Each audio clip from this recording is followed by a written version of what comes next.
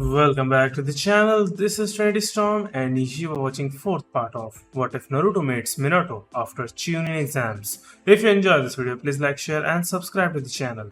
Now wasting no more time, let's start the story. As Tobi, Guru and Obito's personal Zetsu, his initial reaction was fear. He found Black Zetsu and informed him of the situation as his second action. Blackie was incensed. Obito was kidnapped? Tobi shrunk. Why? Yes. Whitey, however, was more derisive than incensed. He smiled. Tobi. This time, you truly made a mistake. Tobi sighed with relief inside. He was happy that black and white Zetsu were always combined. Just by being there, Whitey made scoldings less terrifying and was always more understanding. It did not amuse Blackie. Alright, you useless sack of cells, do you at least have an idea who did it, where he is, or why he was taken? Tobi winced. He hadn't been paying attention, even though he was awake when it had occurred. Everything had gone by so quickly. Obito was yelling one moment and then he was gone. All right? Do you agree? No. I give you 3 days. You could feel Blackie's anger. It was so thick. I'm going to have you destroyed and find him a new partner if we don't find him by then. Tobi disappeared into the earth without saying another word, starting his search. Zetsu in white grinned. Ahahaha. He is no longer there. It was really unnecessary for you to be so hard on him. You know, he does his best. The Eye of the Moon would be almost impossible to finish without Obito. We have each of the hidden villages to visit. If his chakra isn't blocked or hidden, we ought to be able to feel him. The Zetsu started to bury itself in the earth. Who put you in charge? The darker half growled. Don't question me. Okay. Zetsu the white scowled. Sheesh. After 2 days. Did you find him? His ears were scraped by the voice. Tobi gave a headshake. Whitey smiled. Well, you still have today. My partner is going to tear you apart, so you better get on it. Tobi nodded, his face patterned like a swirl, and disappeared. By now, if they hadn't located him, Obito was probably dead or severely restrained. Tobi was unlikely to find him, so Tobi wasn't going to report back. Tobi intended to run. Tobi wasn't suicidal. He was a good boy. White Zetsu allowed his partner to fume for a short while before speaking. What if he doesn't come back? What do you mean? I mean, with you threatening his life and all, he might just decide to. Disappear. Then good riddance. Zetsu in white sighed. He's aware of all our top secret plans and locations. Should he turn against you? Hey, how are you? Is anyone at home? Black Zetsu started to tremble. Why didn't you tell me earlier? 'Cause you're so angry all the time and I thought. You worthless spawn of Shinju. The white winced a little. The will of Madara? I don't believe Madara was all that foolish. For 15 days, Tobi hid in the middle of a desert cave. He didn't require food, rest, or sleep. He might have stayed there indefinitely. He stretched and got up on the 15th day, talking to himself out loud. I should probably strengthen up. When will they find me, who knows? I'll have to be capable of self-defense. What to do? Tobi gave a clap of his hands. I am aware of where I can purchase Sharingan. Those will undoubtedly strengthen me. Obito had painstakingly removed the eyes from the hundreds of Uchiha corpses strewn across the compound during the Uchiha massacre. He had subsequently kept these eyes in a facility that was only known to him and, consequently, to Tobi. Tobi prayed to his previous associate. I'm grateful, Obito. After thinking for a few more minutes, Tobi melted into the earth and moved in the direction of the secret room. Glass containers were piled from wall to wall in this place. The eyes of the deceased Uchiha were held inside each container, which was filled with a unique liquid. A label bearing the name of the eye's previous owners and their level of Sharingan achievement was placed beneath each container. Tobi strolled forward, looking over each catalog. Not one Mangekyo at all. What was my expectation? Suddenly, there was a voice behind him. Tobi. Tobi gave a yelp. I've been discovered. Prior to realizing whose voice it was, Tobi experienced a wave of relief. Obito. How have you been? Uchiha let out a sigh. I've been kidnapped. No really? Tobi turned to face his companion. I never would have imagined. What took place? The fourth Hokage tore out my eyes. That night when we battled, he sealed me with the Flying Thunder God seal. Obito gave an explanation. I never expected him to come back to life. Toba's voice grew irrational. He just defeated you? Like that, exactly? Obito gave a nod. Additionally, he sealed my chakra and higher motor functions with over 100 seals. After several weeks of persistence, I managed to persuade him to release me. The Uchiha gave a sly smile. He's stupidly sentimental like that. Tobi exhaled a breath of calm. Oh my goodness. I was going to be destroyed by Blackie. I'm very happy you're back. Indeed. Additionally, nothing has changed in our plans. Obito answered. You'll have to put 2 Sharingan implants in my head. I should fit into the ones made by Uchiha Najiko nicely. Tobi gave a cheer. Aye sir. Tobi. You'll have to take me where I need to go because I don't have my Kamui anymore. You're going to take me to Zetsu right now. Ah man. Tobi sees. I assume you'll speak for me? Tell him not to destroy me and bring someone else in my place. Obito gave a nod. I will. Okay then. With a grudging reply, Tobi wrapped his white body around his friend and sank into the earth. There will be issues with the yellow flash. Obito. To what extent is he aware of our plans? He knows of the Eye of the Moon. Obito answered. I needed his sympathy in order for him to lift the seals he had put on me. I gained his trust when I disclosed the reasons behind the scheme. Namikaze Minato is a sentimental man, which is fortunate for me. Had it been someone else, like Hitaki Kakashi, for instance, I would have been imprisoned and had my thoughts manipulated. We truly were extremely fortunate. That's excellent. That is excellent. We're getting better. In a short while, the fourth won't be an issue. To help them in their mission, we already have a few Akatsuki members concealed among the Iwa assassins. Black Zetsu hesitated, his voice growing melancholy. You can manipulate these Iwa shinobi so easily. Always too eager to exact retribution. Tobi tried to suppress a phony yawn. Blackie was uninteresting. The black figure ignored the impudence of the plant man and went on. Konoha will also be prepared to defend herself equally. All of them are idiots. Their animosity will only intensify as they battle until they experience an uncomfortable calm that will ultimately be broken once more. History is repeated. Contrary to what some individuals, such as Senju Hashirama, believe, the conflict has never ended and never will. The eternal Tsukuyomi is the only one. It is the world's salvation that the Uchiha can offer. Indeed. Fools such as Minato Namikaze. Obito bent forward. Truly. I pity them. Kakashi said in a flat voice, You let him go. Minato shut his eyelids. I did.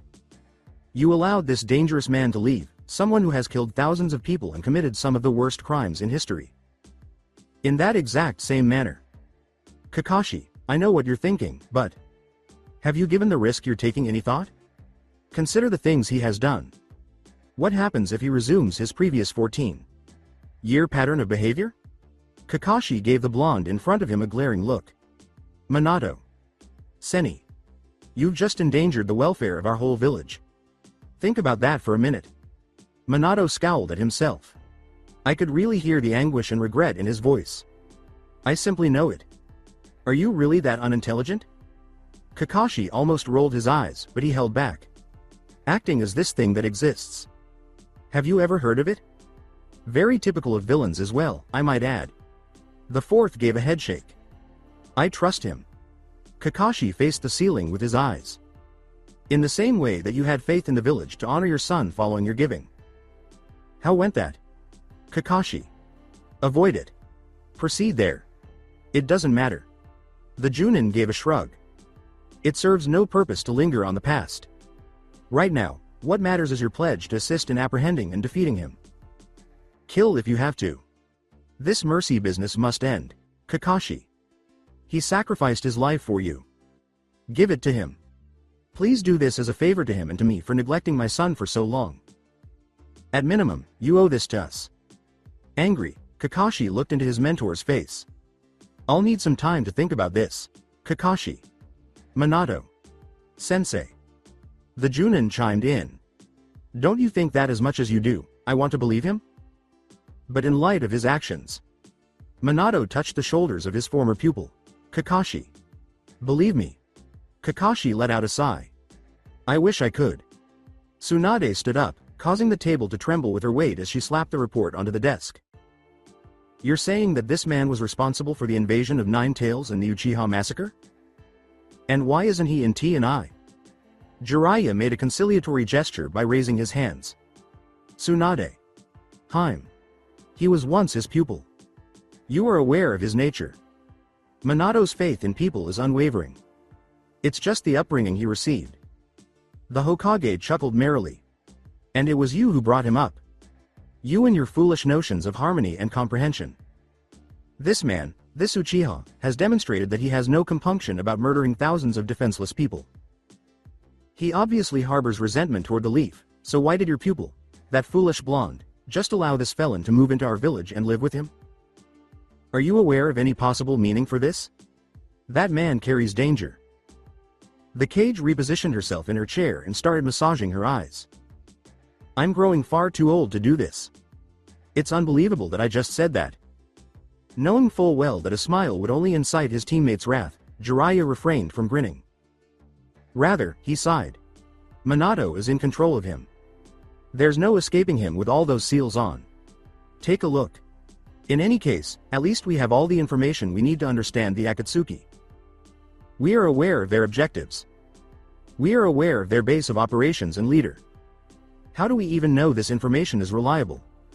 Jiraiya gave a shrug. I'm positive that Nagato and Konan are real, but he might have been lying about Uchiha Madara. During the Second World War, I stayed to teach them. I'm heading over to AIM. I must speak with them. After all, they are my students. I have no doubt that they will hear what I have to say. I'm confident I can clear things up. The Hokage scowled. What if you're not able to? Should something untoward occur to you? Jiraiya smiled. Are you finally admitting that you've got feelings for me? Jiraiya. Tsunade gave an eye roll. This is a serious situation we're discussing here. The sage's smile vanished. I'll have Minato hightail me out of there if that occurs. He's coming with me. Believe me when I say this.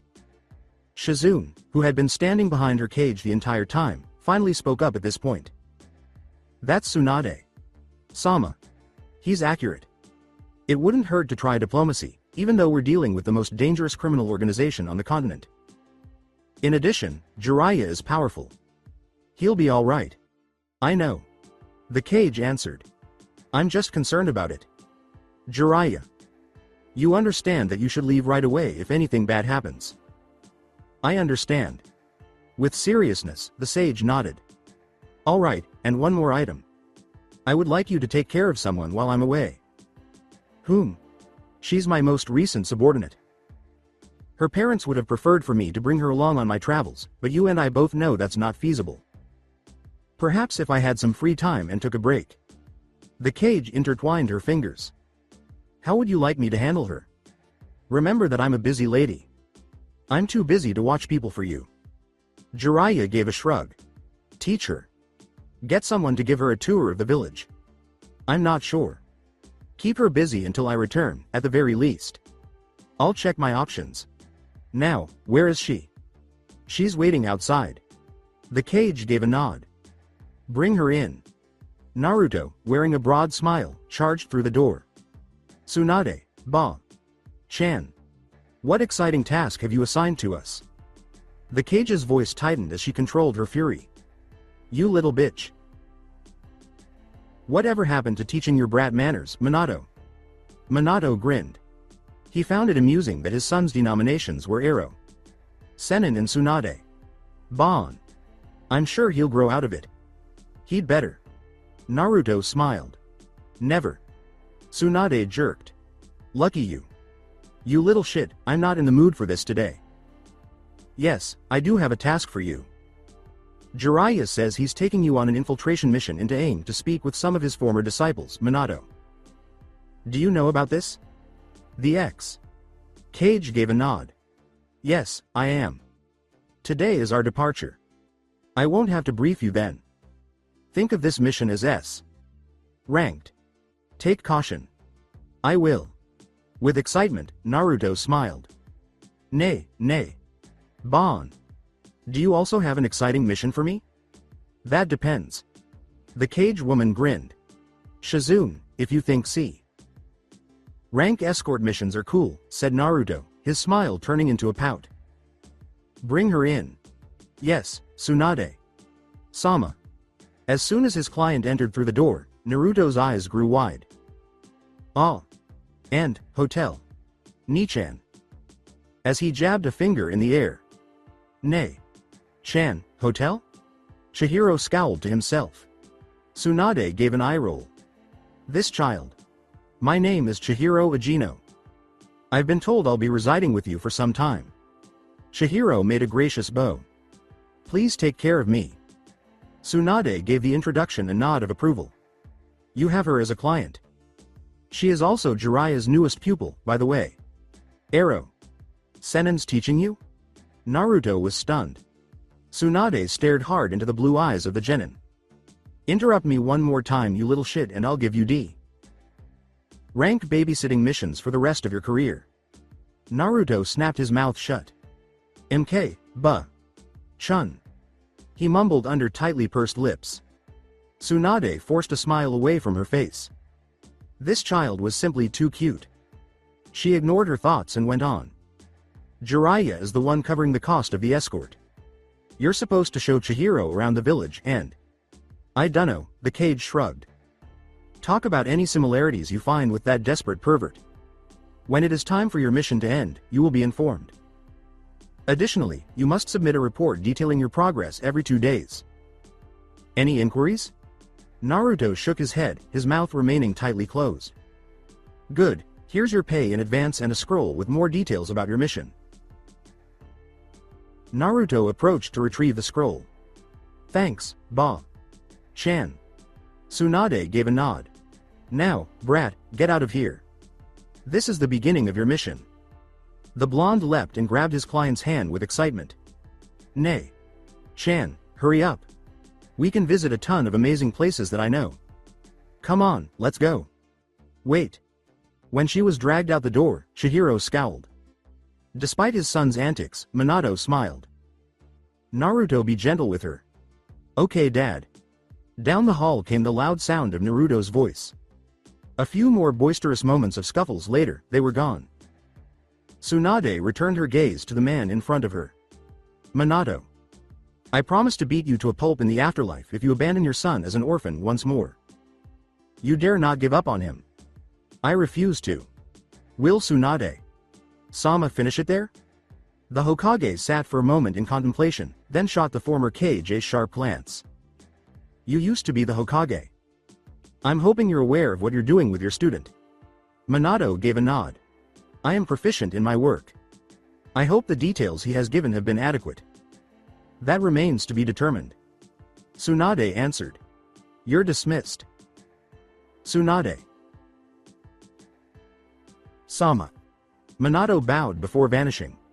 With a sigh, the Hokage reclined. Shizune, I need Danzo in my office right now. Could you make that happen? Sure. The woman with dark hair gathered her notes. May I ask why?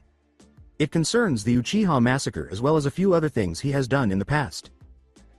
Just let him know that I need to speak with him privately about something really important. All right.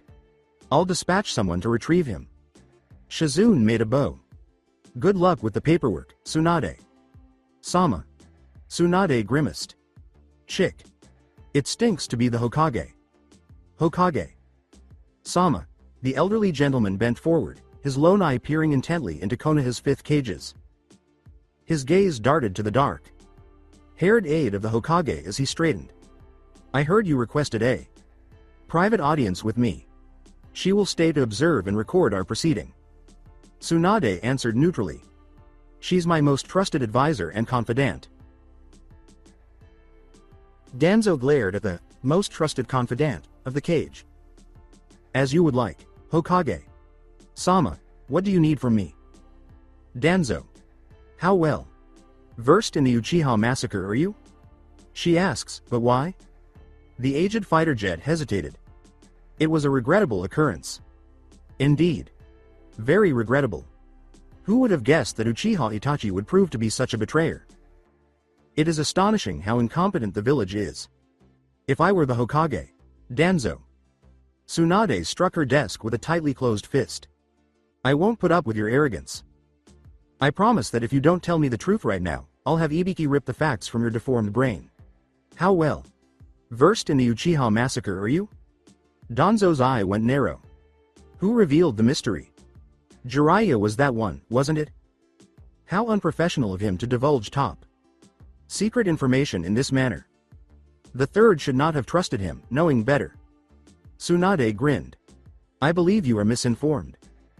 The Hokage is who I am. You don't hide such things from me, Danzo, unless you're against the leaf. As you will. Danzo bowed. The massacre had to happen. The Uchiha were preparing a coup. For the village, letting it happen would have had disastrous results. As you were out partying and gambling, Hokage. Sama, I had to handle one of the most challenging political situations facing the leaf. Even though you are Hokage, you don't deserve to handle some of the more challenging aspects of the position if you are unfit for it.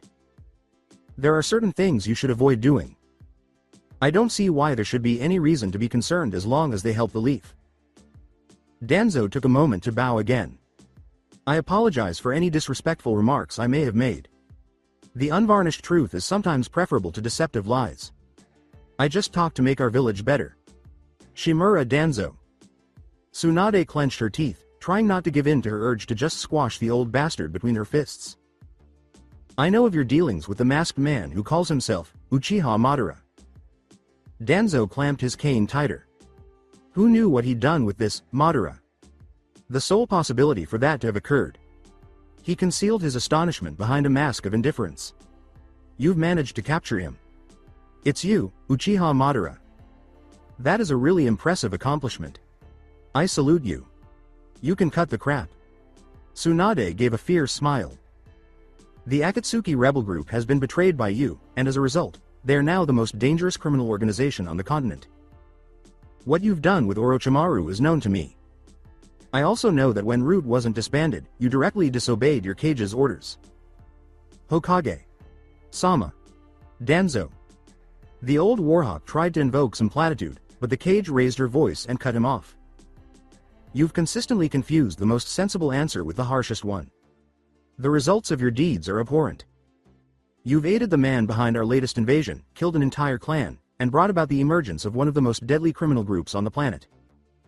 I am filing charges against you for treason, which could result in your death. Danzo studied his options, glaring at the woman in front of him. One was to try and calm the enraged cage down with words. The chances of success were essentially zero. Senju Tsunade was a woman of stubbornness. That was demonstrated by her 20 years away from the village. Mentally, Danzo crossed that one out. The other was to quietly give in. Later, his root operatives could come to his aid. The third was to expose the side of his body where Orochimaru had planted all the Sharingan that Madara had given him following the massacre in return for a steady stream of Konoha residents. 11 Sharingan eyes will be too strong for even a cage to overcome. War between Root and the other villagers would result from this choice. Such a battle would greatly weaken the village, especially so soon after Orochimaru's invasion. Iwa would seize the opportunity to gain one of the richest territories on the continent in addition to exacting retribution. Other hidden villages would soon follow suit, determined not to let the opportunity to seize the political and financial benefits of invading the leaf pass them by. This implied that the third choice was unquestionably unfeasible. Danzo let out a sigh. He hoped the Root Nin could handle the situation. I've only taken action to benefit the leaf. So be it if you punished me for keeping the village safe. You have me. The Anbu quickly surrounded the elderly shinobi. Tsunade exhaled a relieved breath. Gather him to leave my office. Keep an eye out for his Root operatives with additional men. They might try to save you because they are still alive. I want Morino Ibiki and Yamanaka Inoichi prepared to pick his brain. Rejected. The Anbu captain, disguised as a tiger, bowed and disappeared with her team, taking Danzo with her. Tsunade pivoted. Shizune, do you have that all written down? Yes, Tsunade. Sama. Good. The cage reclined in her seat. Place it upon the desk. Please bring me some sake, please. With a smile, Shizune set her transcripts down on the desk. Tsunade. Sama, you shouldn't drink while working. Would you like some tea? Her teacher snarled. I'll start keeping them stocked in my desk if you don't bring me my sake. I can then drink anytime I want. Bring some sake for me. Right now. Shizune let out a sigh. Yes, Tsunade, Sama.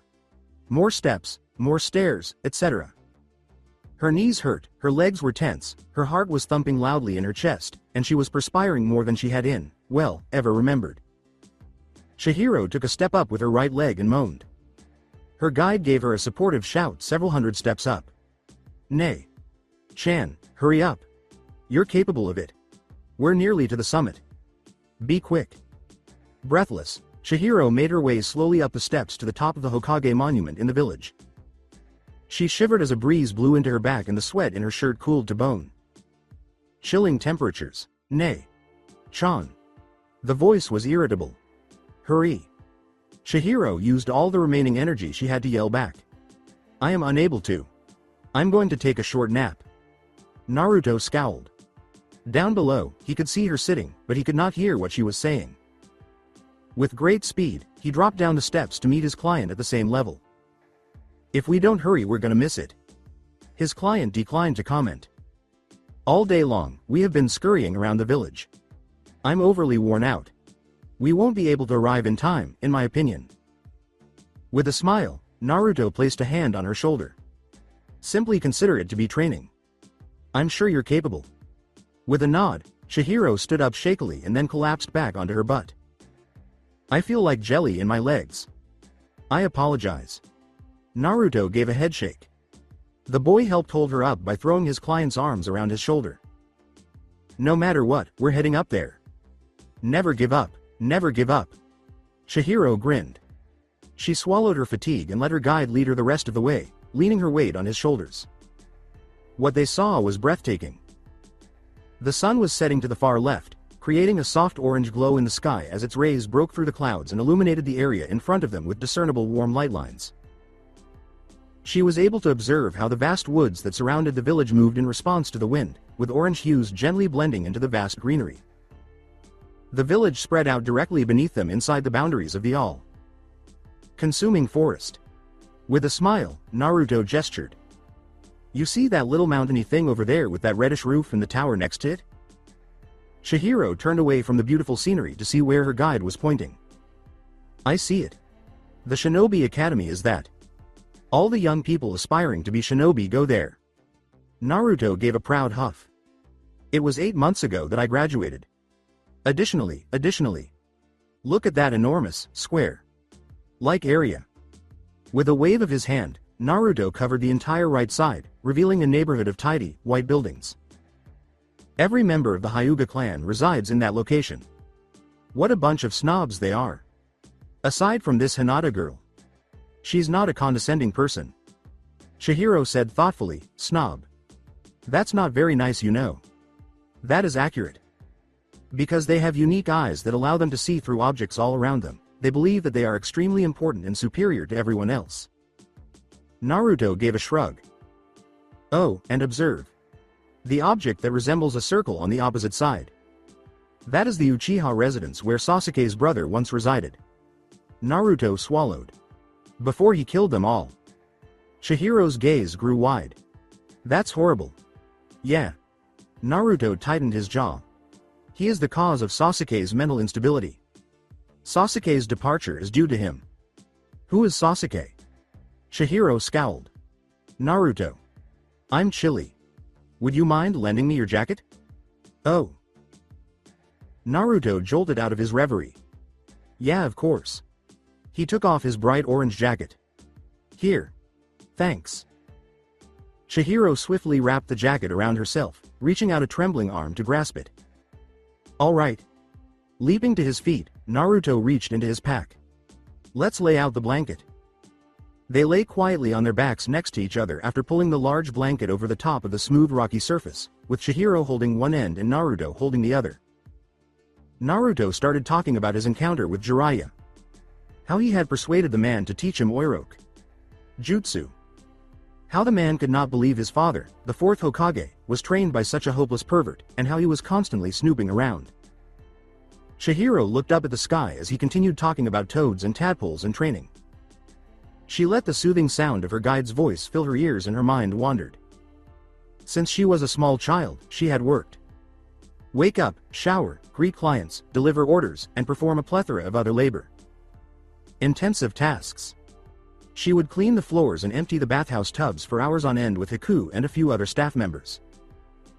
They would take quick breaks to eat or relax before returning to their jobs, interacting with clients and ensuring that everything went without a hitch. She had taken on more of the establishment's duties as she grew older. She was never really free. Ever since she could remember, her routine has been wake up, eat, work, and sleep. As the first stars appeared in the sky, Chihiro grinned happily and curled up against the warmth of the orange jacket.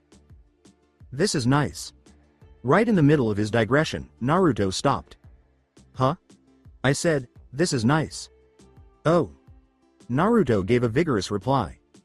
Yes, it is. Is Arrow Sennin instructing you then? Indeed. But I'm not very good. He wanted me to perform a few exercises with a leaf. I've been having some difficulty, but I think I can handle it somewhat. Naruto smiled. That was difficult for me as well. Remain calm. You can do it too, if I can. It's true, believe it. Sir, Akatsuki. Sama. The village has lost them. You, Akatsuki. Sama? The man flicked his hair behind his back and rolled his eyes. To think he would be collaborating with none other than Iwa. Nin.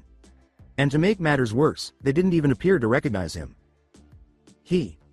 Deidara. The S. Rank Nin, for crying out loud, that left Iwa itself. He tossed a tiny bit of clay off with reckless abandon. Where are they headed? The mass of white that landed beside her made the Iwa. Nin cower. They're traveling directly west. Most likely in the direction of Rain's country, Akatsuki. Sama, sir. Deidara smiled. I'll go over there and lay traps to catch them. Observe them, but avoid getting involved.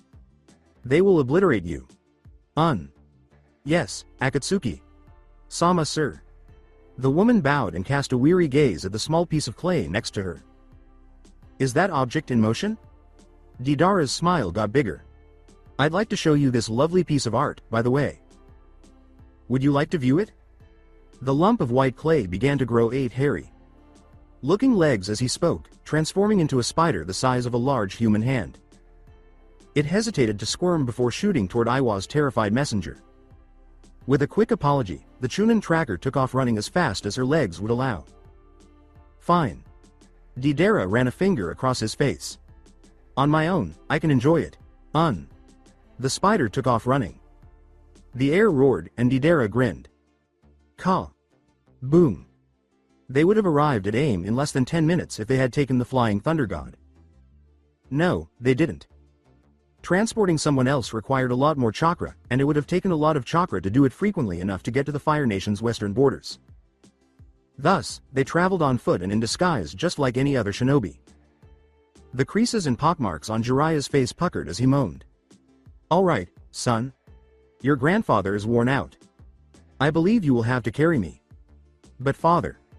Minato answered, stroking her hand through her short brown hair. I don't think that kind of heavy lifting on my back would be safe for your bones. If you'd like, I can give you an arm. With a gasp in his voice, Jiraiya nodded. That would be wonderful, son. On the first day, they had come within 50 kilometers of the fire Rain border, even without the assistance of the flying thunder god. Once they were reasonably safe, they put on their disguises through henge and reduced their speed significantly. On their first day of travel, they had traveled 220 kilometers. However, on their second day, they had only covered 15. As elderly men tend to move slowly, Jiraiya was assumed to be senile. They spent the second night at the Chibihi Town Inn. Surprisingly, Jiraiya avoided making unnecessary eye contact with any woman. As he lay in bed, Minato grinned at the idea.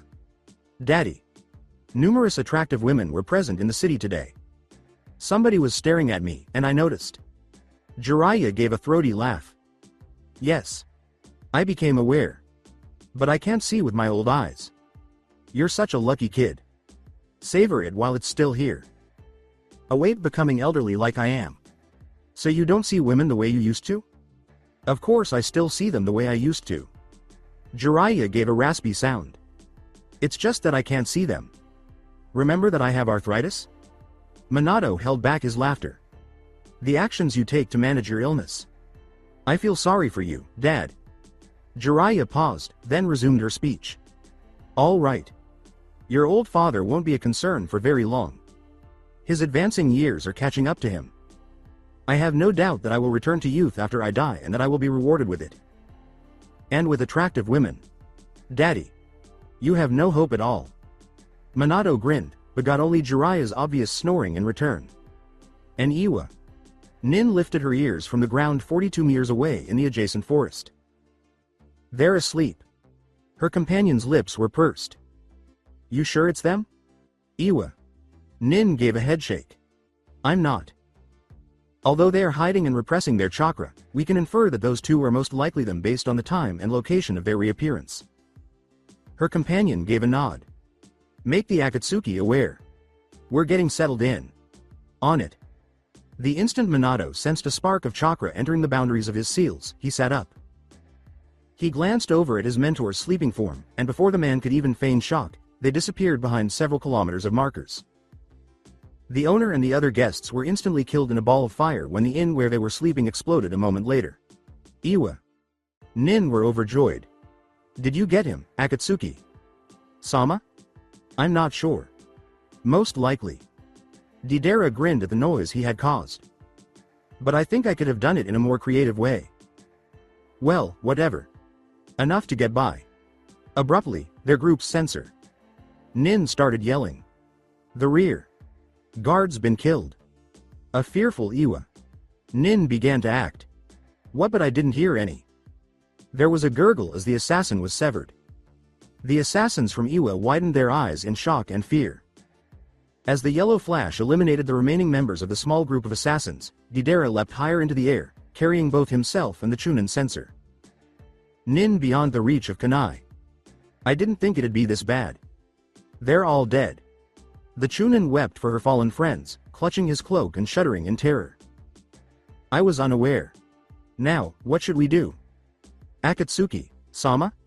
Deidara grinned. "All right. See if he's selfless enough to come to your rescue."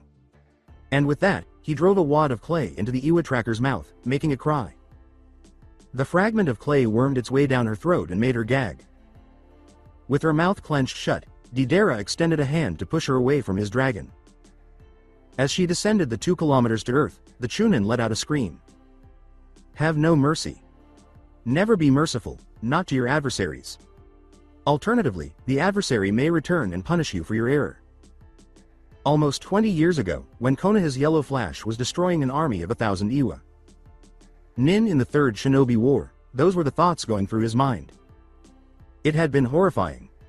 None of them could escape from him. They were men and women, Anbu, Junin, Chuunin, and even some genin. His senses were superior to all others. They were unable to react or run. He moved at an infinite speed. They had just passed away. Like animals to be killed in a slaughterhouse, one by one. He had only desired the end of the war. He would be lying if he said he didn't care more about the pain the Leaf endured, even though there had been a great deal of suffering on both sides. Even if the enemies were people, one dead friend was worse than 1,000 dead enemies. After that war, they had honored his name and family with decorations fit for a hero. He was only able to feel guilty about having killed 1,000 people. Many of them had relatives and friends. Throughout the war, he had witnessed the anguish of losing loved ones far too frequently, but in that one day, he had lost sight of it all. And 1,000 human lives were lost as a result. Still, instinct told him to deal with the enemy first and worry about everything else later, and guilt did not make sense, especially when he was high on battle adrenaline. Minato threw a Hiraishin kunai to meet the screaming Chuunin as she fell. Her screaming stopped 400 meters up. He swiftly moved the kunai aside, slung it once more, and disappeared in the direction of the sign made by the Akatsuki member Deidara, who was suspended in midair. Deidara had set off the explosion just a second too late, high in the sky. He had anticipated that his attacker would seize her and hold her for a few moments, if not longer, since it was too dark to see. His timing was obviously off.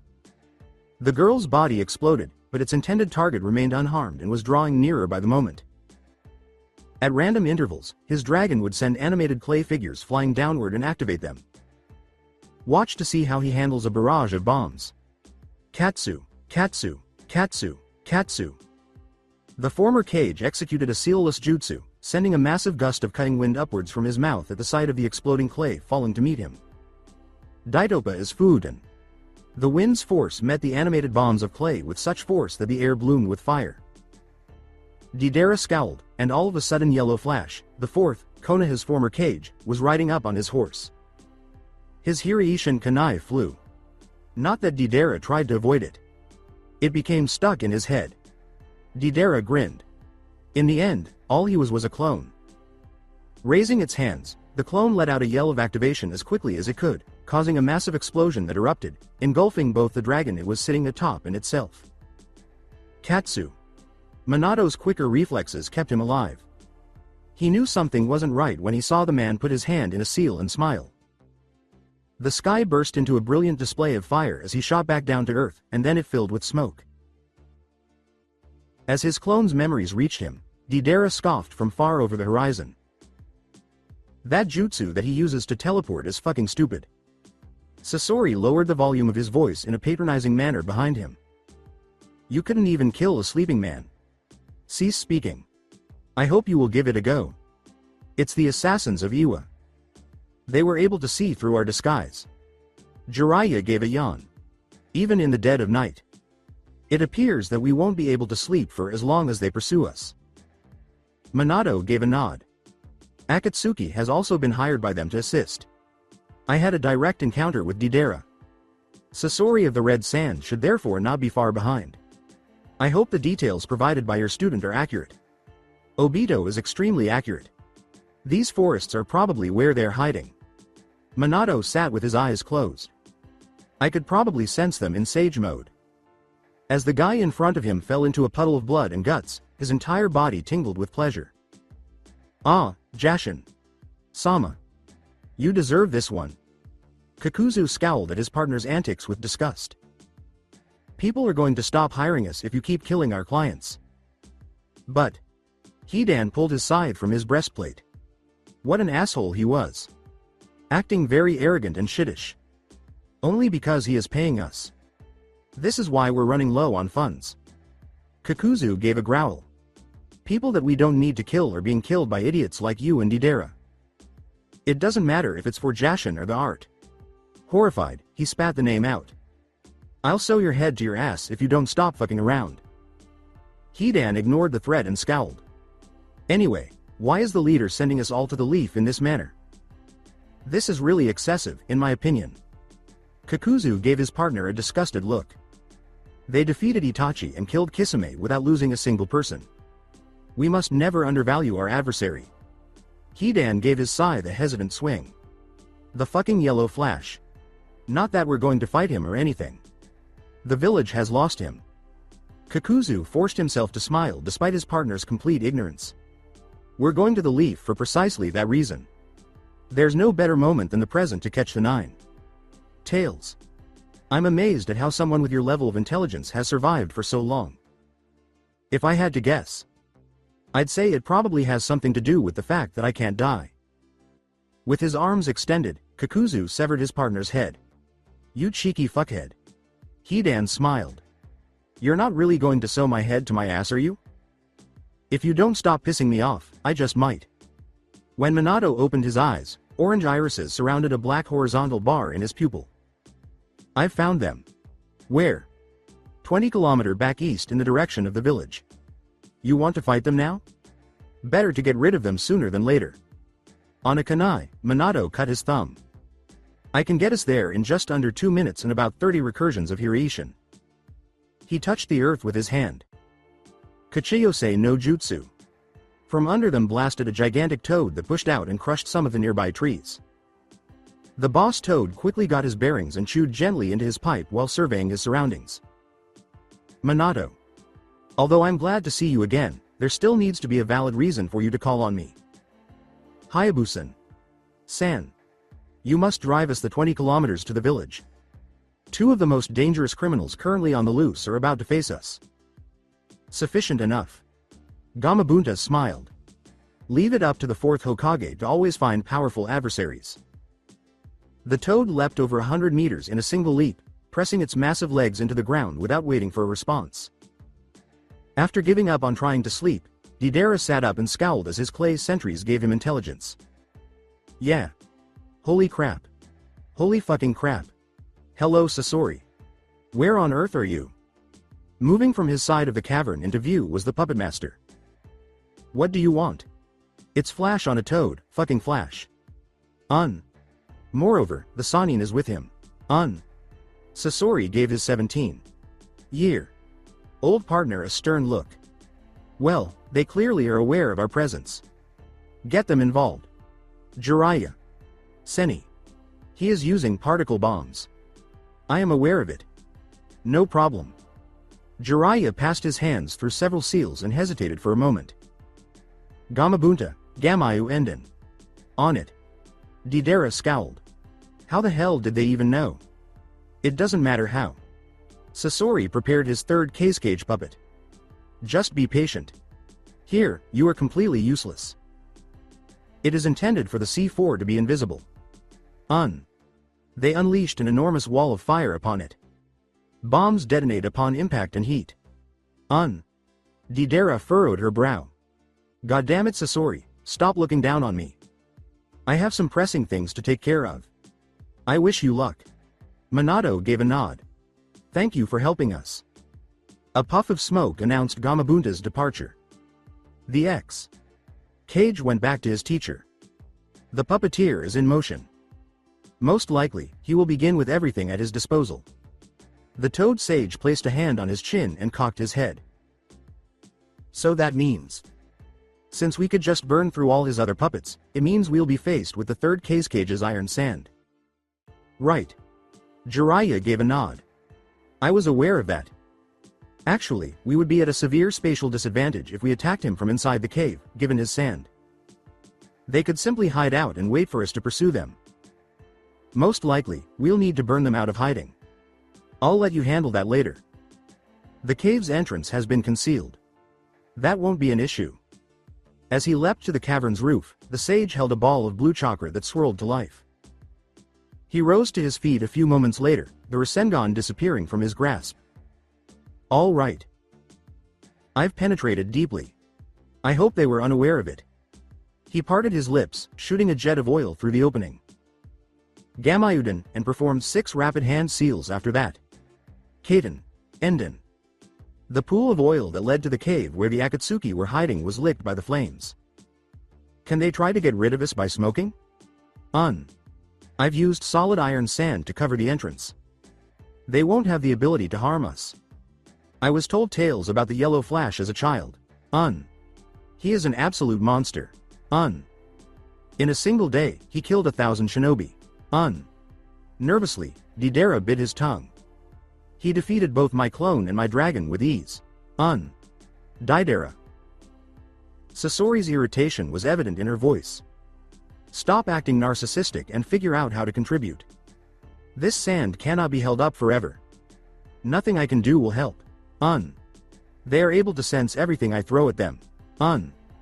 Because of that fucking teleportation technique of his, I am unable to simply fly away. Sasori's chakra flared with rage. You useless piece of trash. Abruptly, a whirlwind of molten fire emerged from the cave's ceiling. Deidara raised her gaze. Hello, Sasori. Shut that off. Shadow that. Disregarding his anger, the puppeteer shifted some sand from the cave's entrance in the direction of the flowing tongues of fire that were seeping in from above. Abruptly, the sand from the entrance was blasted away, tearing into a gigantic ball of blue chakra. Examining the mop of yellow hair, Sasori used his cage puppet to make the remaining sand fall upon the mop. The blonde head vanished as a kunai shot up through the sand and landed on the cavern roof. The enemy swiftly pulled out 2 more kunai and hurled them in the direction of the third cage's puppet.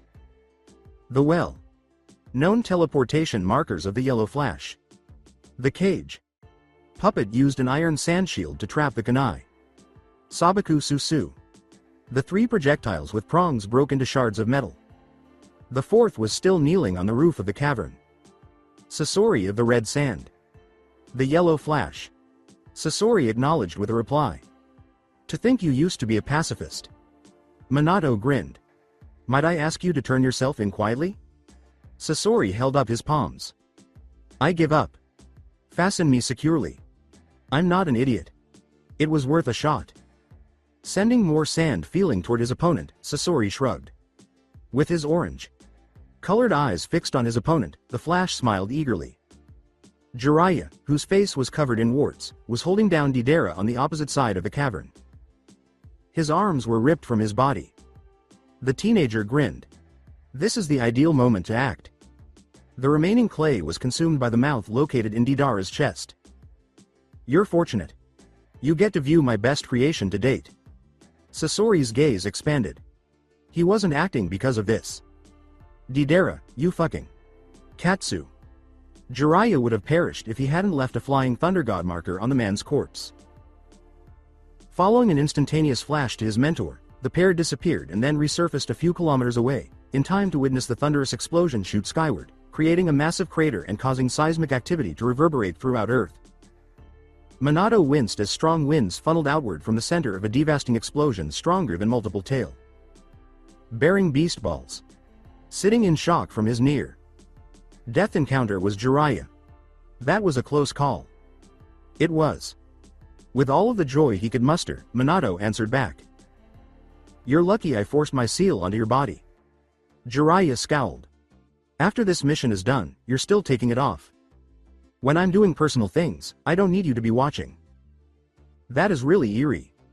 Minato let out a sigh. As long as your influence stays hidden from my son. Is it really necessary for you to constantly consider women? With seriousness, the Sage of Toads nodded. I wouldn't be a man otherwise. For 20 years, Sonakshi Naruto had advised the long-serving Kage of Iwa. When it came to carrying out the duties that the elderly man gave her, she had always been dependable, obedient, and hardworking. She considered the people of Iwa to be her family and her home, and she would stop at nothing to ensure the safety and unity of her family. She valued her family above all else. That's how her world came crashing down on the day the Flash massacred Iwa's 1,000-man shinobi army. That day had claimed the lives of her 2 daughters, her husband, and her brothers. She had initially refused to accept it. Just a few weeks prior, she had treated her girls to dinner and congratulated the younger one on becoming Chuunin. Sonakshi Saki, her elder daughter, was planning to give up her forehead protector and tie the knot with the civilian boy she had been seeing. Her husband had been an honorable Iwa. Junin and her brothers had been top-ranked Anbu. And one incredibly strong, blonde shinobi had killed them all in cold blood. That was what the report had said, but reports can have errors in them. One shinobi could never accomplish that. What had she done to merit this treatment? If the gods hadn't been so cruel, they wouldn't have taken away everything she had held dear. It was a dream. It was not going to happen. When they returned, the report would be different. The scare tactic of an enemy. A general. Jutsu. Anything at all. Naruto had attended the council meeting with the intention of getting some of those possibilities confirmed, burying the news beneath mountains and mountains of potential alternatives. She didn't start to realize that everything Onoki was saying about treaties and cessation was true. The man who had accompanied her through good times and bad had passed away. Her dearest daughters, whom she held in the highest regard, had passed away. Her brothers were gone. They had been cruel, teasing, and annoying. Every one of them had vanished. That's when Sonakshi Naruto had a breakdown. Despite his worsening back, Onoki had been more than understanding, giving her time to heal and even paying her a personal visit. Although she had valued his care and concern, his consoling words were ignored. She was strung up on the overhang of her bedroom that night when she suddenly remembered bits and pieces of the report. Namikaze Minato, the man who had stolen everything from her, was being hailed as Konoha's hero and Hokage. Everything was being given to him. Her own loved ones were dead, but love and family were alive. And after that, she had lost the will to die such a pitiful death. To do otherwise would be to spit on the graves of people she had loved. The yellow flash would still be thriving and they would still be dead.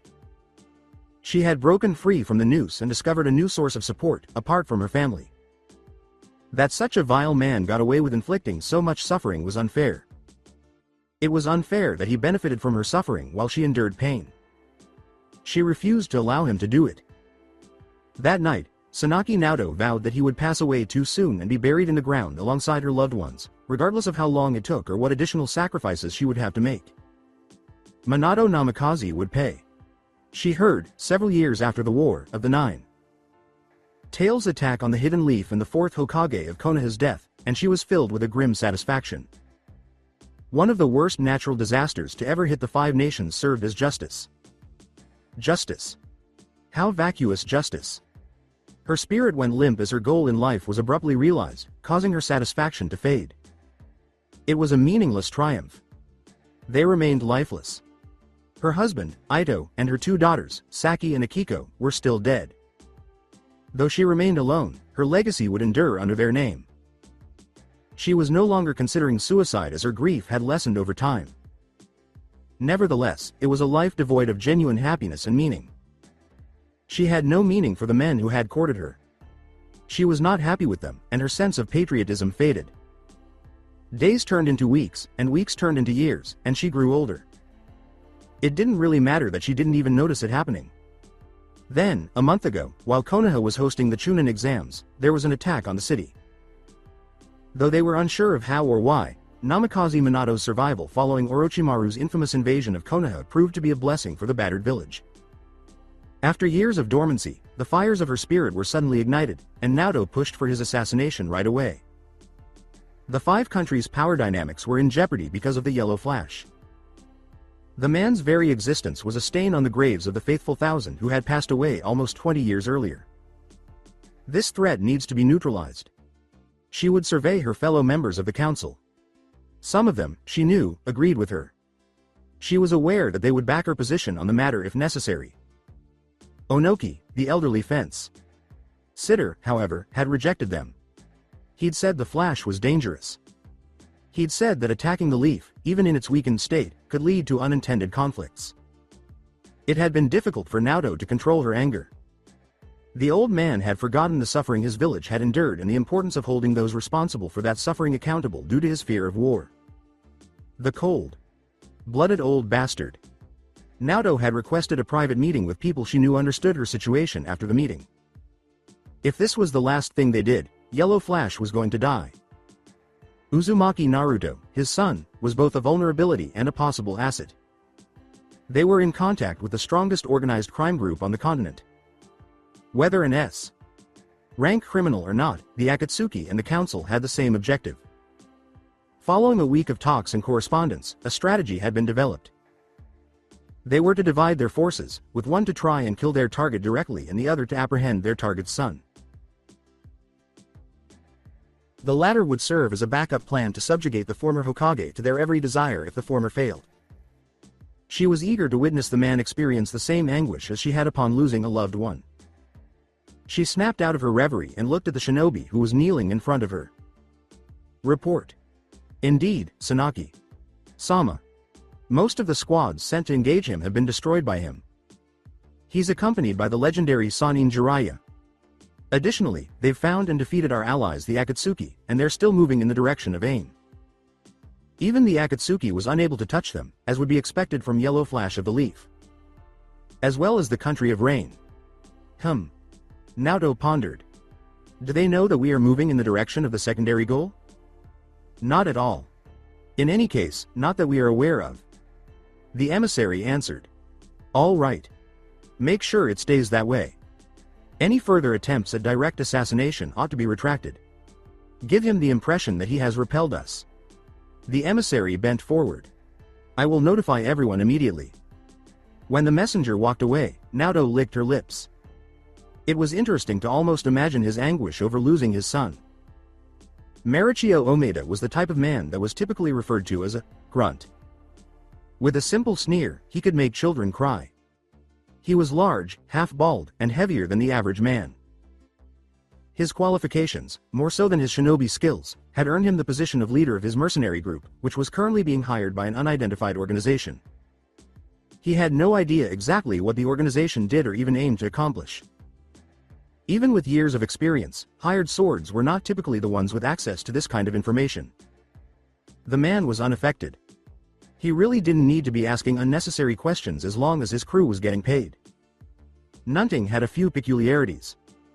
Among them was the general underestimation of his intelligence by others. Those who attempted to do so occasionally discovered the hard way that Marichio Omeda was not easily duped. When it came to his mission objectives, no amount of money, threats, or seductive attempts could change that. He was proud of the fact that he followed instructions. Marichio Omeda exhibited unwavering loyalty. And astute. And powerful. Omeda grinned at the idea. I'm the ideal example of a person. He nearly felt sorry for people who dared to come in his way. Nearly. Omeda turned to face his newest comrade. Ah. Beginner. The teenage girl with pink hair gazed at him calmly. Yes, Commander? We are relocating. This is the plan since you haven't participated in any drills with us before. We're not supposed to engage the enemy. Instead, we're supposed to create as much chaos as we can. You see, it's a scare tactic. This village's shinobi are huge saps. If we don't pose a serious threat to them, they won't kill us. At worst, they'll probably lock us up. Recall. There was a lot of running around, loud noise, and fire. Take a few lives. You know, guerrilla stuff? The novice gave a nod. We're to draw as many of the village's defenses as possible. Impressed was Omeda. You're not a bad kid at all, are you? Once more, what is your name? You little twit, don't give me that look. You are being questioned by your commanding officer. The novice made a bow. I apologize. Commander, it's Haruno Sasuke. See, that wasn't so hard, was it? The leader of the squad gave a nod. Sasuke. We're not going to come looking for you if you get caught or die. You get it? Sasuke gave a loud sigh. I know what I'm doing, Commander. Good kid. After giving the young shinobi a firm pat on the back, Omeda turned to face his squad as a whole. Let's move. In his hands were several facts. First of all, his brother belonged to the Akatsuki, a criminal group. Second, and astonishingly well kept, the most formidable members of the Akatsuki wore black cloaks with red clouds. Third, through his brother's connection to the Fourth and the Sannin, Konoha had access to information about the Akatsuki only. Their attempts to appease his desire for revenge against his brother had led him to assume that they were writing to each other. Fourth, his brother's lack of guilt was most likely one of the many secrets that the village's powerful members within the Leaf were withholding from the general public. How else could the former Fourth Hokage and the village's legendary Sannin attest to him, a man regarded as one of the worst offenders in the village? There was a problem, but they refused to tell him what it was. He was unable to completely rule out the possibility of deceit and manipulation. The truth was that there was no way to trust the Leaf. He should have realized this earlier, but he was too busy being pampered by the village for it to occur to him that he was the last Uchiha. The Leaf was off the table. He was going to tackle the Akatsuki head on and learn as much as he could on his own. It had also been surprisingly simple. All he had done was ask around for clues about red clouds and black cloaks. Somehow, word of his questions got to the people he was looking for.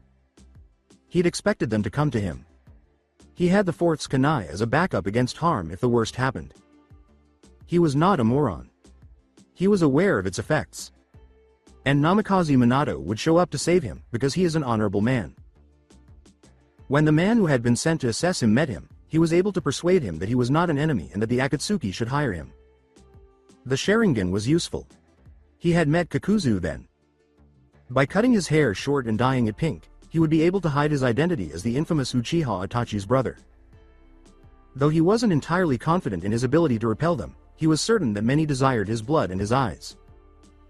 prefer an alias to run the risk of being apprehended by poachers. Nevertheless, Kakuzu managed to decipher the genin's disguise and found great amusement in the admitted desire to exact revenge on his brother. You can be confident, even though I understand why you chose to conceal yourself. Itachi has a productive value far too high for this risk, no matter how much I would love to have the income you would bring in. You might as well replace Itachi if you can defeat him. If not, Itachi stays in his current role. We don't feel the loss. Who am I to turn you down if you're willing to work for the Akatsuki? Work is work, period. He hesitated. Yes, we do have a task for you, but first, let's talk about your employment contract. After achieving the goals we set for you, payment will be given, and it will depend on what we think is appropriate. You're the nin missing. It is not your place to demand wages. Where should you report to get paid now? Kakuzu worked out the details and then turned to leave, glancing briefly at the door. And a child. Before attempting to use your Sharingan on an Akatsuki agent, you should practice it. You are far from being your brother's equal. The man left after that. Following the debriefing, he found himself escorted alongside a mercenary group led by Marichio Omeda, the same agent he had believed he had ensnared in his genjutsu. After that, they'd had a quick meeting with a few other shinobi squads before leaving for the secret Leaf Village. A glimpse of Iwa's forehead protector had caught his attention among some of these other squads. He was already aware that the Iwa were planning to kill Naruto's father with assassins. The man had talked to his son about it in order to get him ready for Iwa's moves. After that, Naruto spoke with his friend about it. Their conversation flowed naturally, and the topic had been an event waiting to happen. Iwa shinobi meant just a handful of targets, the most likely being his son Uzumaki Naruto and Namikaze Minato, aka the Yellow Flash. Beneath his composed demeanor, Sasuke's thoughts were filled with anxiety. He needed to locate Naruto. Before the idiot did anything foolish to get himself discovered, he had to alert him. The two had suspended their primary mission following their run in with the Akatsuki. Jiraiya waited close to the boundary separating the lands of fire and rain, while Minato spent the following day tracking down the remaining attackers. When his student came back from his excursion, Jiraiya sat around a small, smokeless fire. An hour ago, the sun had set. He waved a little to the blonde who looked bloody. Hey. Have you obtained them all? Minato took a seat beside his sensei. Probably not. Jiraiya let out a sigh. Minato flung a branch into the flames. I have to return. I have to keep my son safe. And abandon the mission? Minato scowled at the fire. I don't have to listen to this discussion. Jiraiya. Seni. Then you should know to trust the village to protect him in your stead. Minato laughed. Just like I trusted them to treat him with respect? Jiraiya gave a headshake. That was unique. Tsunade is aware of Iwa's killers, and the village has already taken some preventative action. The political ramifications of their recent move should soon be known to that old Tsuchikage as well, which should end the whole thing. With a silent thought, Minato hung his head. You realize you can't linger over him indefinitely? What are you going to do? Observe him for the rest of his life at every moment. Putting his hand on his pupil's shoulder, Jiraiya said, Naruto has grown while you've been away. Many, like the fifth Hokage herself, would stop at nothing to keep him safe. That Tsunade adores your child dearly, possibly even more than she will adore me.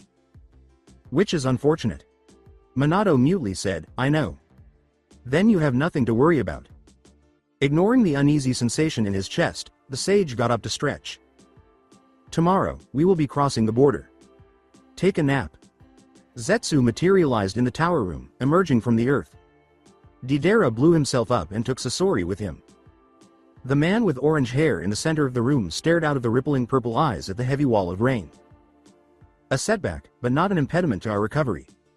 Is there anything more? It appears the Yellow Flash and the Sannin, Jiraiya, are both heading into the Nation of Rain. Jiraiya. Guru. The woman with blue hair who had been standing close by raised her voice. They're coming here? It appears so. Zetsu attested to it. The man's expression didn't change. If that is all, then you may leave. As you wish. Pain. Submissively, Zetsu responded and disappeared once more into the floor. There was silence for a moment before the woman with blue hair spoke. Nagato. Jiraiya is it? He is on his way to us. The man looked directly at his lifelong companion. I am aware. What do you plan to do? The man hesitated just a nanosecond. Nothing is changed by this. His way of thinking is just human, nothing more than an impractical ideal. If the man threatens our objectives, we eliminate him, even if he was once our teacher. Conan, the woman with blue hair, sighed inwardly. After Yahiko's death, Nagato was all she had left, even though she didn't exactly approve of his destructive plans and his self. Styled god. Status. Even if it meant going against the man they owed a great deal to, she would follow him to the very end. Conan bowed her head, reaffirming her resolve. Then eliminate him we shall. The Konoha forests. Tobi felt content. He was going on an adventure to the Hidden Leaf Village with his best friend in the world, his partner, now that they were back together. He exclaimed, "We're on an adventure."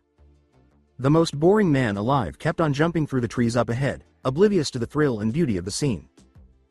Tobi would take care of that. He spoke up. Hey. He was disregarded by the man. Perhaps he was unaware that he was the subject of the conversation. Tobi made another attempt. Itachi. San. Itachi cocked his head to the side a little. Tobi gave an inward cheer. We're on an adventure. The sound of Itachi's voice floated back, quiet yet clear. Madara Uchiha. There isn't anyone else with us. You don't have to keep up your act in front of me. Oh no. Tobi objected. He is unaware that I am not truly Madara, nor am I with Obito. Tobi whispered to his partner almost silently under the mask. Oi. It is intended that you be Madara. You converse. Obito spoke louder. Excellent. The journey will be lengthy and quiet at that point. He paused, venomous in his voice, then said, but remember your place, Uchiha. Itachi remained silent, and they continued their conversation without exchanging words. God damn it, Tobi. Obito gave a subtle reprimand. Toba's morale plummeted to 0. I apologize. Omeda ordered his team to stop. We're close enough to patrol. Recall the strategy. We're supposed to spread out in a thin line 20 meters apart, destroying everything and killing everyone in our path. On the other side, those Iwa people ought to be doing the same thing. Are you set? The squad expressed their agreement with their silence. Spread out. Without delay, Sasuke approached the leaf. The most formidable of the 9 Biju, the 9. Tailed Fox was a legendary beast with unmatched natural strength. With a flick of its tails, it is reputed to be able to level mountains and send the skies roaring with wind. This unstoppable beast was contained within a 13-year-old boy's body. Their goal was to take this boy from under the Hidden Leaf's control. They had to avoid unleashing the power of the 9 tails and defeat the Leaf's shinobi in order to accomplish this. Uchiha Itachi stepped in at this point. The man was the only member of the Akatsuki they could always rely on to shut down the Biju, either through physical manipulation of the seal or his strong ocular abilities, thanks to his Sharingan, knowledge of the Jinchuriki's seal, and superior chakra control. He's here. Kakuzu abruptly opened his eyes from his contemplations and got up. Uchiha Itachi. Itachi landed next to the treasurer of Akatsuki. Kakuzu. 20 feet behind the new Uchiha, Hidan steadied the man with the orange swirl. Patterned mask on the branch nearby. Is that your brand? New mate? Never before seen him. His name is Tobi. Itachi answered. Tobi gave a happy wave. Hey. My name is Tobi. I'll try my hardest. Senpai Kakuzu. Hidan. Senpai. Kakuzu gave a nod. You arrived exactly on schedule. The distraction begins in 10 minutes, he said, pausing for reflection. Among them is your brother. We are not concerned about the fact that the majority of them will perish. We enter, capture the 9 tails, and then exit. Understood, Itachi answered.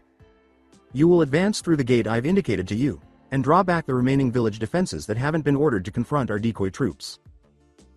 Tobi and I will come in from the east side of the village to find and collect the 9 tails while they're doing this. We will give the order to retreat as soon as the goal is accomplished. As we've had planned.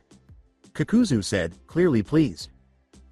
Uchiha Itachi was one of the few task force members who could be counted on to be effective in both planning and executing tactical maneuvers, which was always nice. As opposed to my own spouse. Kakuzu considered this with more than a hint of mockery. With a sneer, Hidan gave his partner the impression that he understood his thoughts. So since we're about to engage the enemy, would you just stop being a fucking asshole and put my head back onto my neck? Kakuzu did not give the immortal a disdainful glance. You will do well to remember not to cross me again. Yeah, whatever. With a dismissive reply, Hidan answered. You don't really expect me to fight with my head in my ass, do you? That would be interesting to see. While his head was being put back in place, Hidan sneered. You sick fucker. Tsunade grinned as she skimmed the report. Naruto was exhausting himself for his client. Even though she lacked his shinobi endurance, they were still moving through the village at a speed that no civilian should have to match. The poor girl would eventually give up at this rate, and Naruto would find it difficult to explain that Ajino Chihiro was receiving hospital treatment due to extreme physical exhaustion. She was going to talk to the boisterous little brat. The fifth Hokage of Konoha reclined. Azuki, with the passing of the two people who had meant the most to her, Jiraiya was left with an empty heart, and Naruto, the child of her greatest student, was beginning to fill that void. She had no say in the matter because Naruto had left her. He was gregarious, endearing, amiable, brave, loving, self-assured, direct. In other words, he was practically a mirror image of her younger brother, Senju Nawaki, and he awoke all of her maternal and protective tendencies. You cunning bastard, Jiraiya. You anticipated this would occur. She was startled out of her reverie by the unexpected arrival of a leaf shinobi. With a voice filled with panic, the shinobi knelt. That's Tsunade. Sama. There is an attack on us. The cage stood up, slamming a fist into the sturdy desk. Whom? How many? We're not sure. The messenger answered right away. But there are at least 200 of them. 200? Tsunade's horrified eyes grew larger. 200 shinobi in an army was nothing to laugh at. Even more so than Orochimaru. Tsunade grinned. They were in for a surprise if they believed that the leaf was too helpless to repel another invasion after Orochimaru and Suna's latest move. Chihiro stepped on a piece of bark. An additional foot. With a loud crash, her back struck the training ground's forest floor and she grimaced in pain. I thought I had it. Naruto assisted her in standing.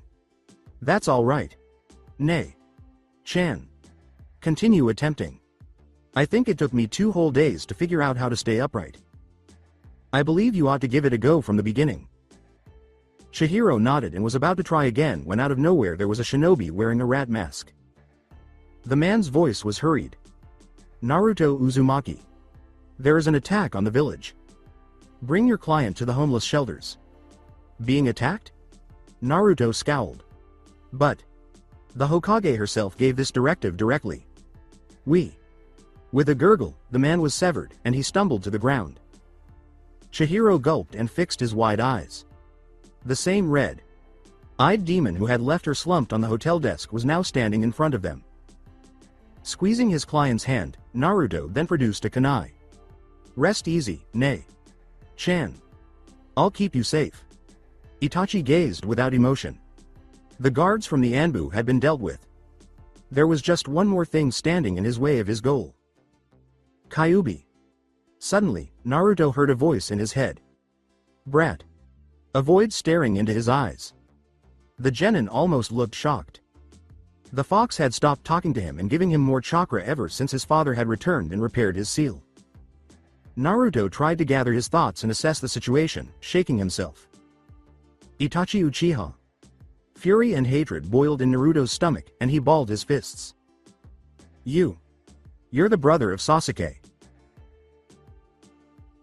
With all the venom he could muster, he spat the final word, what you did to him. You have my forgiveness. You filthy creature. Every part of his body started to be covered in a layer of red chakra. He gazed into the cage housing the enormous 9-tailed fox in his mindscape. Why? Why this moment? Kurama gave his jailer a glare. Rather than be yoked under the Sharingan's control once more like a leash. Wearing puppy, he would prefer to die and be revived somewhere else.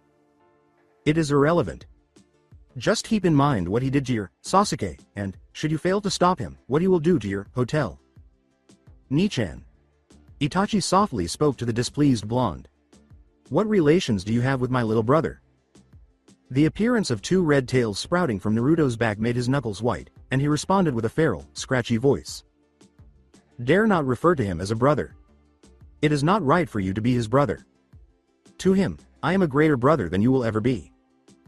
Itachi answered, I see. A third tail wavered into existence, and Naruto almost lost control of the hate he felt in his stomach. He was furious with the man who had destroyed Sasuke's life and betrayed his clan. He desired to rip that arrogant look from the man's face. He desired for the man to pay for his misdeeds, scream, and suffer. Kurama smirked in his mind. It's almost too simple. Giving in to his fury, Naruto disappeared, the nine tails chakra causing him to travel at speeds that would be nearly impossible for the unaided eye to track, that is, unless that eye held a fully developed Sharingan. With a burst of his own chakra, Itachi easily evaded the furious attack from the Jinchuriki. A few more punches from Naruto were powerful enough to crack bones and smash through walls. Itachi skillfully sidestepped each one, and Naruto leapt back, his hands in a seal. Taju. Kage Bunshin no Jutsu. Chihiro was hugging the tree she had been trying to climb nearby, trying to make herself look as small as possible. She was afraid of her guide's anger.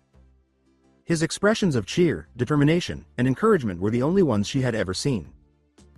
The ease with which the masked ninja had been eliminated terrified her even more.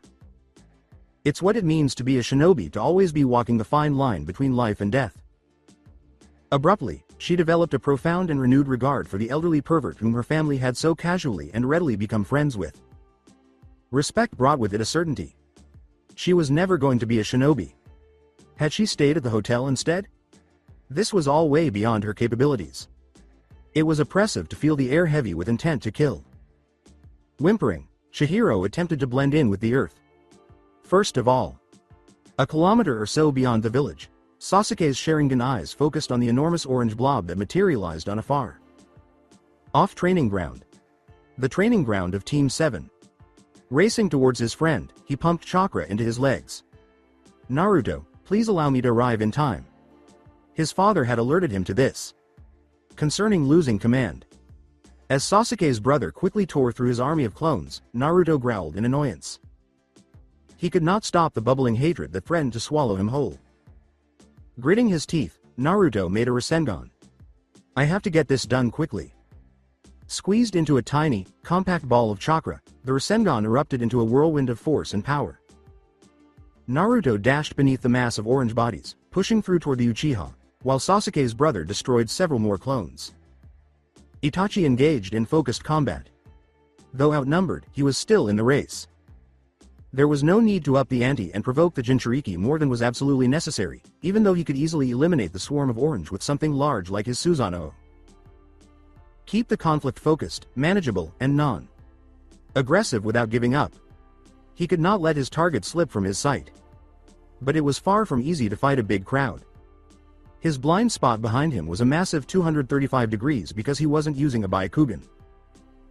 He had to keep lining up behind and around particular clones to make them stumble into each other in order to stay ahead.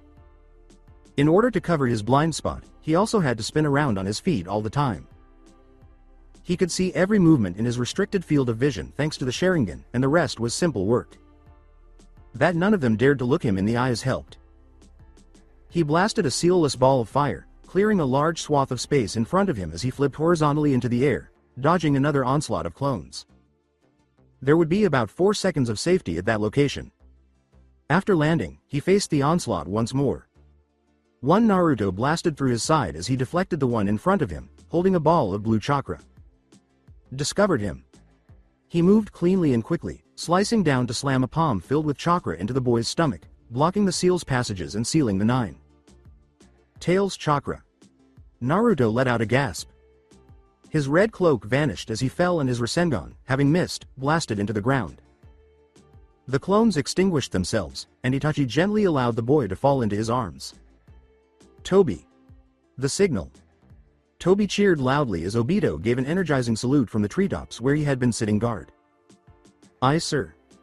Itachi hefted the Jinchuriki onto his back as his partner leapt off. Suddenly, a voice screamed in his ears. Wait. Itachi paused to steady the source, a girl who appeared scared. She gave him a beseeching look in return. Please. Give him a break. Itachi turned away quietly, about to walk away, when he heard a louder voice. Itachi. Uchiha, the elder, closed his eyes. Sasuke. Looking into his brother's back, Sasuke gazed. I've defected from the village. Itachi stopped. How? I'm joining you. Sasuke went on. I don't know why the massacre happened, but I know there's some reason behind it.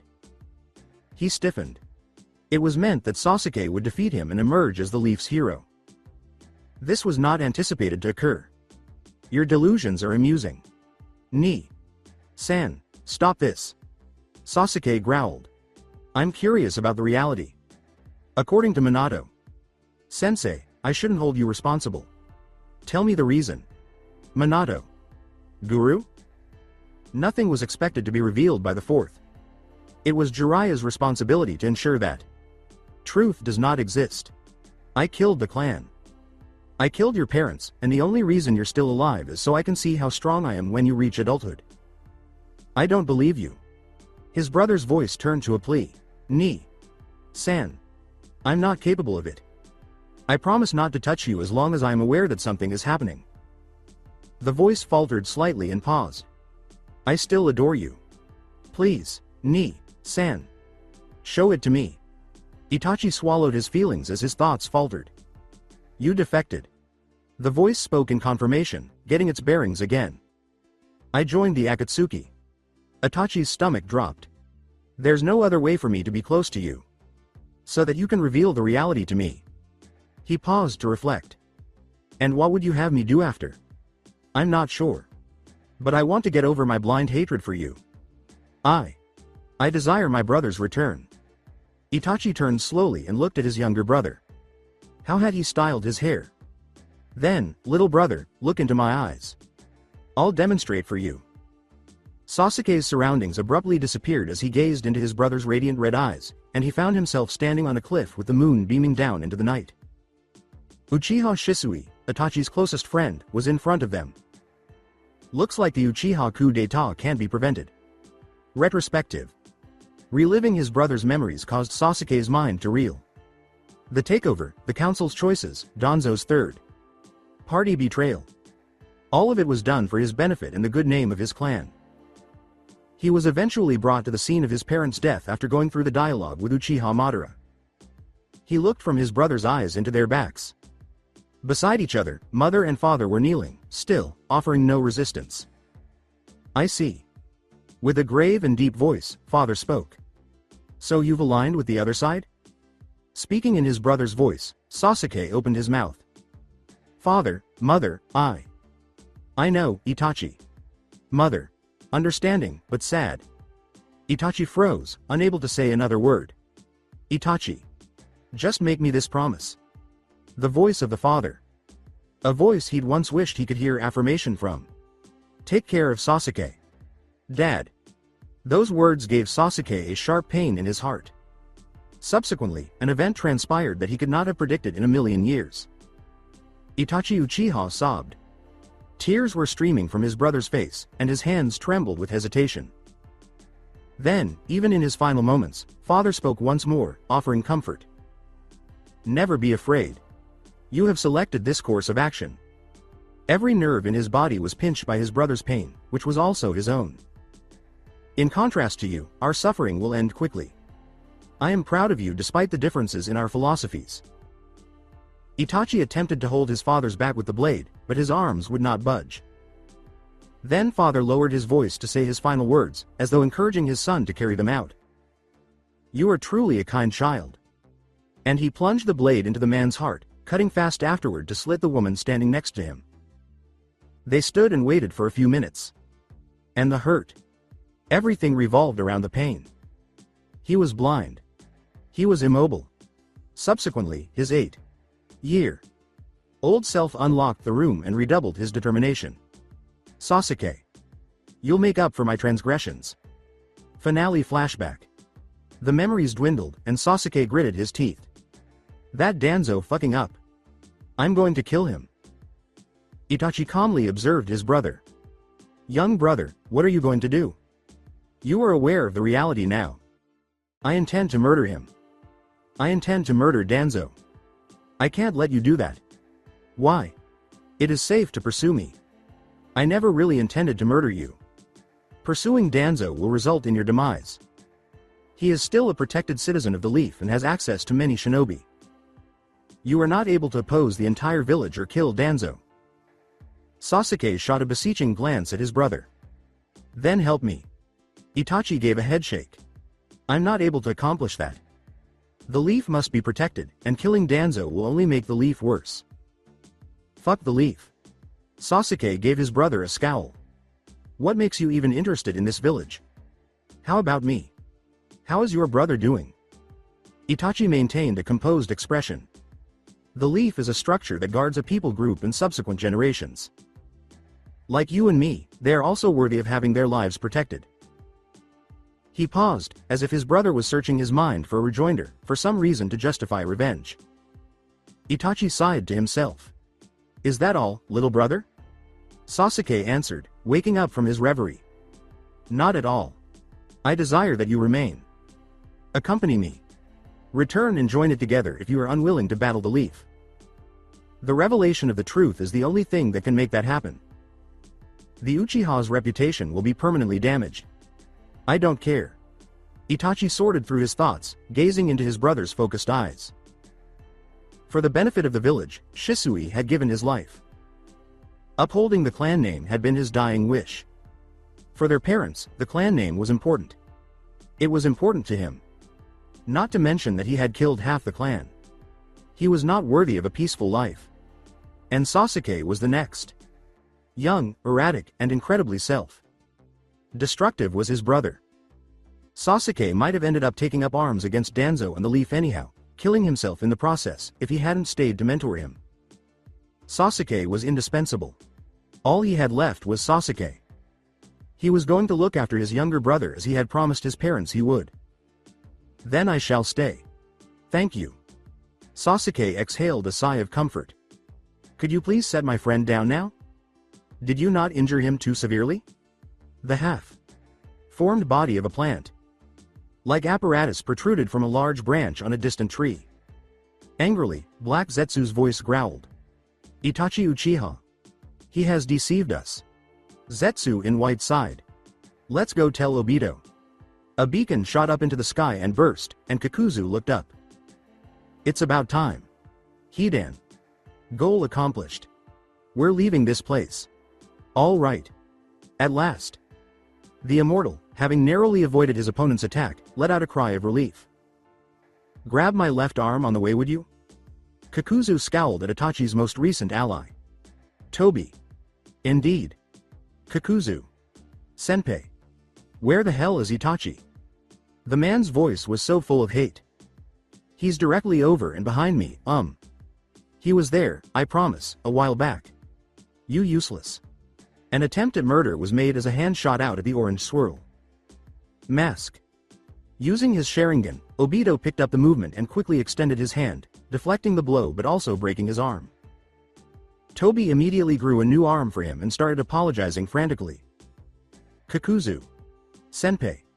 Tobi ought to have ensured that Itachi. Senpai was paying closer attention. Next time, Tobi will perform better. Tobi is a wonderful boy. I'm in the company of idiots. With a growl, Kakuzu turned to walk away.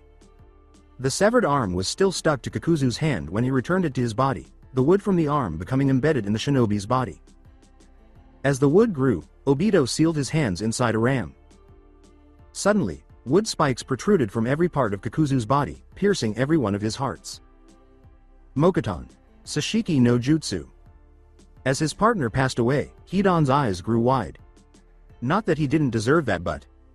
What the fuck are you doing? I'm fixing my mistakes. Obito aimed his Sharingan at the immortal with silver hair. And you're next. The second invader to cross the Hokage's path was literally reduced to pulp by her fist as she crushed him. They were few and far between, even for an army of 200 shinobi. And weak too, but that might just be the power differential between a Kage and a typical ninja. Perhaps. Beside her, an Anbu operator landed on a tree. Tsunade. Sama. Arms crossed, the Hokage said. Report. The woman talked incoherently. The Akatsuki. They live in our community. Fuck it. Tsunade's fists clenched. How many do we have engaging them? Everyone we could manage. They're just two, but we're not getting along with them. We might need additional support. Another shinobi appeared out of nowhere. Tsunade. Sama, the invaders. They're a lot less than we've estimated. Tsunade scowled. It was a distraction, then. Recall our troops. We require them to handle the Akatsuki situation. There is nothing to be afraid of from these weaklings. Yes, Hokage. Sama.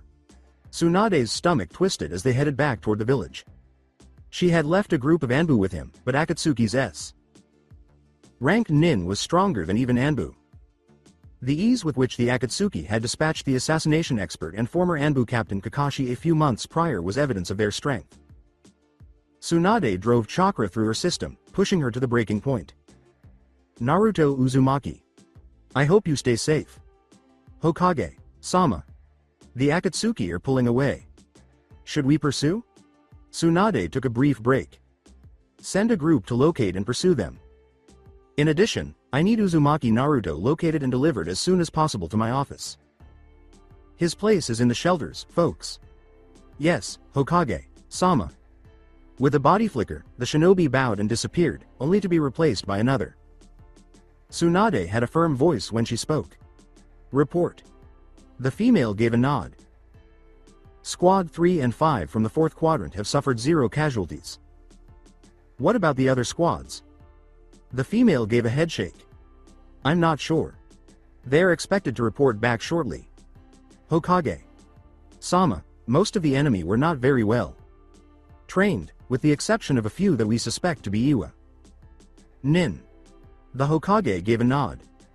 I hope you've got some of them captured if they're as weak as you claim. By the end of the week, I want T and I to have completely cleaned out their brains. Rejected.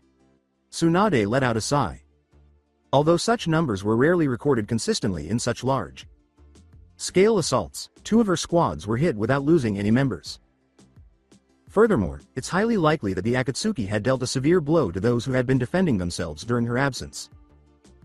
She would most likely be in the hospital for the next few days, watching over the critically ill patients to make sure none of them keeled over. The Kage muttered curses to herself. The invaders, damn them. Why could there never be a simple calm situation? The location where Uzumaki Naruto was supposed to be was unknown. Rather, he appeared at the hospital with the team that had been assigned to keep an eye on him. They had all been left unconscious on the hospital rooftop by an unknown person. Soon after, one of the censor Nin found them when they noticed the blob of chakra signals lying above. It was important that the boy was safe, even though it was still unclear how it was done covertly. Tsunade let out a sigh. She didn't have the luxury of meeting Naruto at the moment. She glared at the shinobi who was kneeling in front of her. The individual spluttered. Hokage. Sama. There is a problem, issue. In that case. Tsunade scowled. The day following the incursion, she had spent the entire night monitoring a sizable group of critically ill patients. Several of them had been too close to death to be saved even with her extensive medical training, but damned if she didn't try. The Kage tiredly rubbed her eyes. She was getting annoyed with the halting idiot in front of her. Cut the crap and tell me what I need to hear. The woman's sharp tone made the messenger cower. Uchiha Itachi is this. He asks to speak with you in private. You've captured him? No. We. The emissary gulped. He came of his own volition. So you're just letting him go about as he pleases? Are you attempting to convey that to me? The messenger trembled at the sight of his formidable Hokage. I apologize. His sibling. And you're granting him permission to ask for a meeting with me. Are you attempting to have me killed? Tsunade fixed her terrified gaze on the messenger below. No. Ma'am. Oh, Hokage. Sama, that is. Tsunade gave the frightened man a scowl. Much as I enjoy scaring you out of your toes, you're wasting my time here. The man bowed. I apologize. Should I comply with their request? The Hokage furrowed his brow. Them? Indeed. There's also Uchiha Sasuke. Tsunade gave an eye roll. Later this afternoon, I want everyone who is aware of or involved in this matter to come to my office. I'm going to have to give a speech about granting ranked criminals the freedom to move about and ask to see your Hokage. With penitence, the man ducked his head. I shall notify our forces to engage them immediately. That won't be required. I'm willing to meet with them in about 30 minutes, so tell them that. Nothing is to be done to them. Yes, Hokage. Sama. The man bowed, lowering his bewildered face to the ground. Oh, and Kirishima? Yes, Hokage. Sama? In the future, you'll present your reports succinctly and effectively. Do you get it? Kirishima took a big swallow. The implicit danger to his employment hovered over his head. Indeed. Hokage. Sama. Tsunade sighed as the man left her presence, fighting the urge to smash something. It truly amazes me how the other Hokages managed to put up with this nonsense for so long. Itachi observed his sibling gazing menacingly at the Hokage's room door. As the sons of the Uchiha main family, they had been raised with impeccable manners and a dignified demeanor from an early age. Itachi was exceptional in this field, as he was in nearly every subject he tackled. Conversely, his brother might argue that Sasuke wasn't old enough to finish his emotional training, but that would be lying. Emotional training was hated by Sasuke. He smiled if he was feeling cheerful. He scowled when he was depressed, and it doesn't appear that the years after the massacre have altered that. Itachi allowed the memory of his crime to silently consume him with guilt. The leaders of the Uchiha clan were unwavering. There were far too many unpleasant social and political circumstances as a result of the villagers' general animosity toward the clan. Because they were the offspring of the evil Uchiha Madara, the Uchiha were stigmatized. In addition, the Uchiha could not be trusted and were too strong, endangering the village's delicate power balance. For almost a century, the Uchiha had suppressed their dissatisfaction, but they could take it no more. It was time to remove the current system of power and replace it with something that could, even if it meant using force, if even the Hokage was powerless to alter the vile prejudice of the villagers. Itachi had attended the call for revolution issued by the clan council. The movement was fervently led by a number of clan leaders, including their father. Itachi's connections to the clan's highest political echelons allowed the Leaf an opportunity to avert the coup. Danzo was accurate. The coup was bound to happen. Negotiations would have only served as a warning to the clan. There would have been a violent rebellion with significant casualties on both sides if the talks had failed. Whoever had prevailed, too many people would have perished, and the Leaf would never have existed. The village would have been taken over by the Leaf's political rivals once they learned of the coup. The Uchiha clan would have needed to be destroyed regardless of whether the civil war was declared or not, and it was preferable to do so for the benefit of the village. Danzo realized and was aware of this. Conversely, the third just would not accept reality. The only practical means of putting an end to the coup was the massacre. He was aware of that. He had only consented to do it for that reason.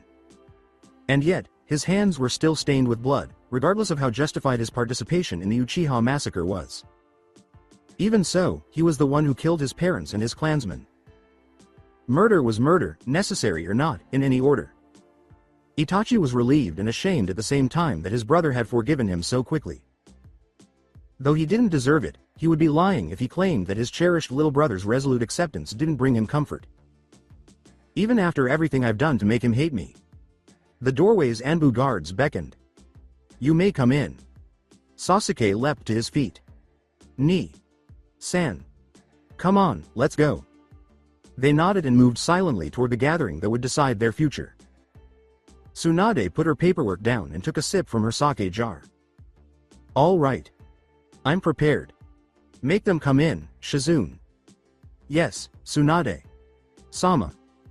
Shortly after, the top rookie genin of Konoha entered through the door, followed closely by one of the most infamous criminals on the continent. With focused gaze, the younger Uchiha looked at her. Hokage Godem. I have some very serious concerns about. Tsunade raised her voice and slammed a hand down on her desk. Sasuke Uchiha. Permit me to share with you two things. Just one. In front of your Hokage is where you stand. It is not your place to start a conversation.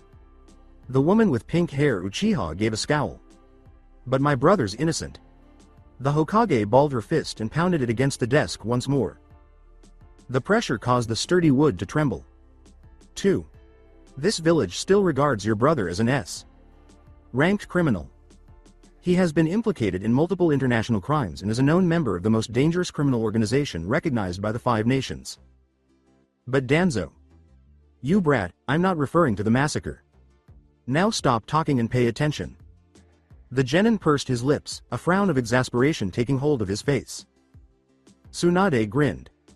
As it happens, Danzo has been taken into custody and questioned, and I already know everything there is to know about the Uchiha massacre. He is scheduled to be executed in 2 weeks due to his association with Orochimaru, as well as his history of murdering and kidnapping Konoha residents and establishing an illicit private army. But not for the massacre of Uchiha. Sasuke stiffened.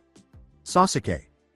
Itachi spoke softly, maintaining a composed expression while expressing shock at Danzo's imprisonment. The disapproval in his brother's voice made Sasuke bite his tongue and let his grudges fall. Tsunade picked up a sheet of paper, choosing to ignore the little display of conflict in front of her. You are here to request amnesty for your brother, correct? Satoke gazed at the document. I am. You are aware of every consequence of your request, I'm sure. Your clan's reputation will suffer as a result of the Uchiha's betrayal of the village. The civil government and council will no longer support you. With expectant eyes, Tsunade studied the genin in front of her. Sasuke gave a nod. I am aware. All right. I need both of you to read and sign some paperwork that I have. As the younger Uchiha approached her desk, the cage focused on the elder one. Itachi Uchiha. I'm willing to fulfill your brother's request because of what I know, but in the end, the choice is yours.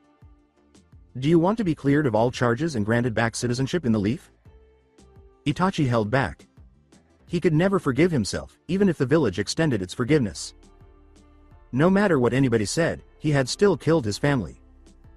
He was undeserving of redemption.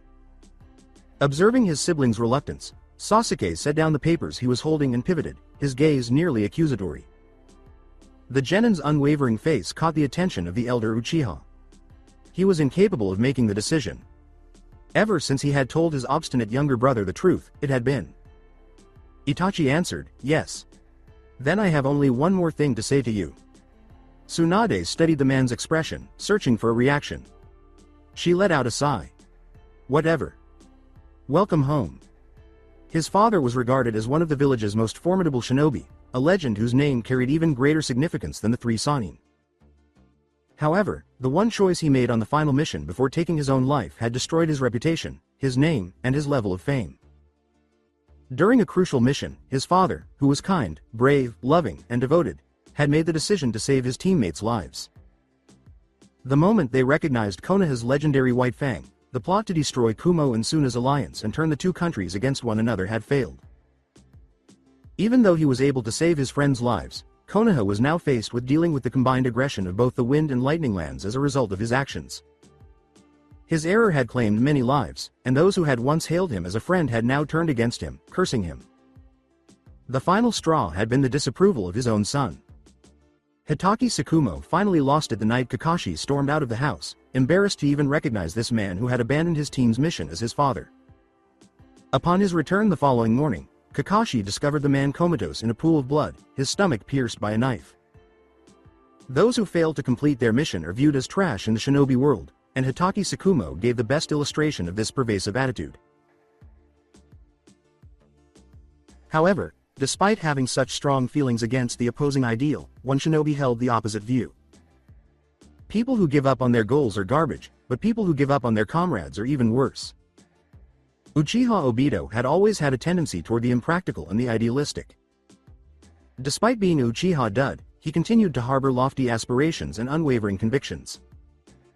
Until the very end, he had adhered to his own creed and given his life in order for Kakashi to live. At that moment, Kakashi decided to claim Obito's empathy as his own. His teammates would endure even in death. He didn't realize how much he'd missed Obito's unwavering optimism and unyielding friendship until it was gone. After his teammate passed away, He learned to value people for who they are as individuals rather than seeing them as objects to be used in a mission or goal. People who desert their teammates are nothing more than garbage. Kakashi gazed at the monument. Was he betraying his teammate by refusing to put his trust in him? What if this confidence was misplaced? What if he ended up making the wrong choice, just like his father? Numerous lives were at risk when one trusted Obito. His ex-teammate had proven to be a murderous assassin.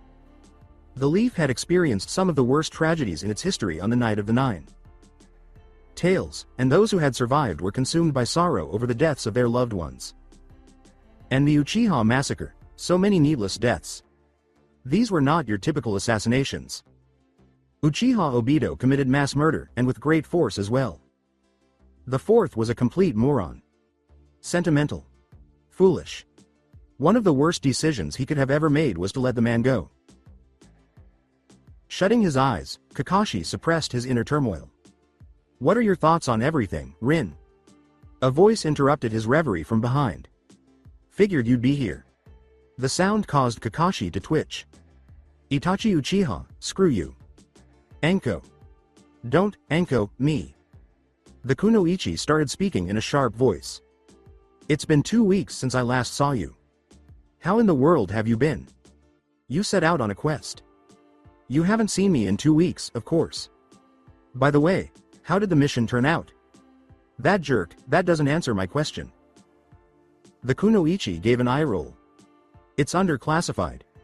Yes, I am here, living, right? It's been 3 days since my return. I arrived home moments before the invasion began. I was unable to locate you anywhere. You have not been sent on any missions, according to the Hokage. You had a leave of absence. I can't even recall when you last took a vacation. What's not right? Kakashi gave a shrug. He had taken a leave of absence following Rin's passing. In order to stop him from carrying out any more risky reconnaissance and assassinations, the Fourth Hokage had removed him from all mission rosters. Most likely, it had spared him from a horrifying demise at the hands of a foreign assailant in a far-off nation. I required some alone time. There is nothing wrong with that. Anko approached the silver-haired Chuunin and stood shoulder to shoulder.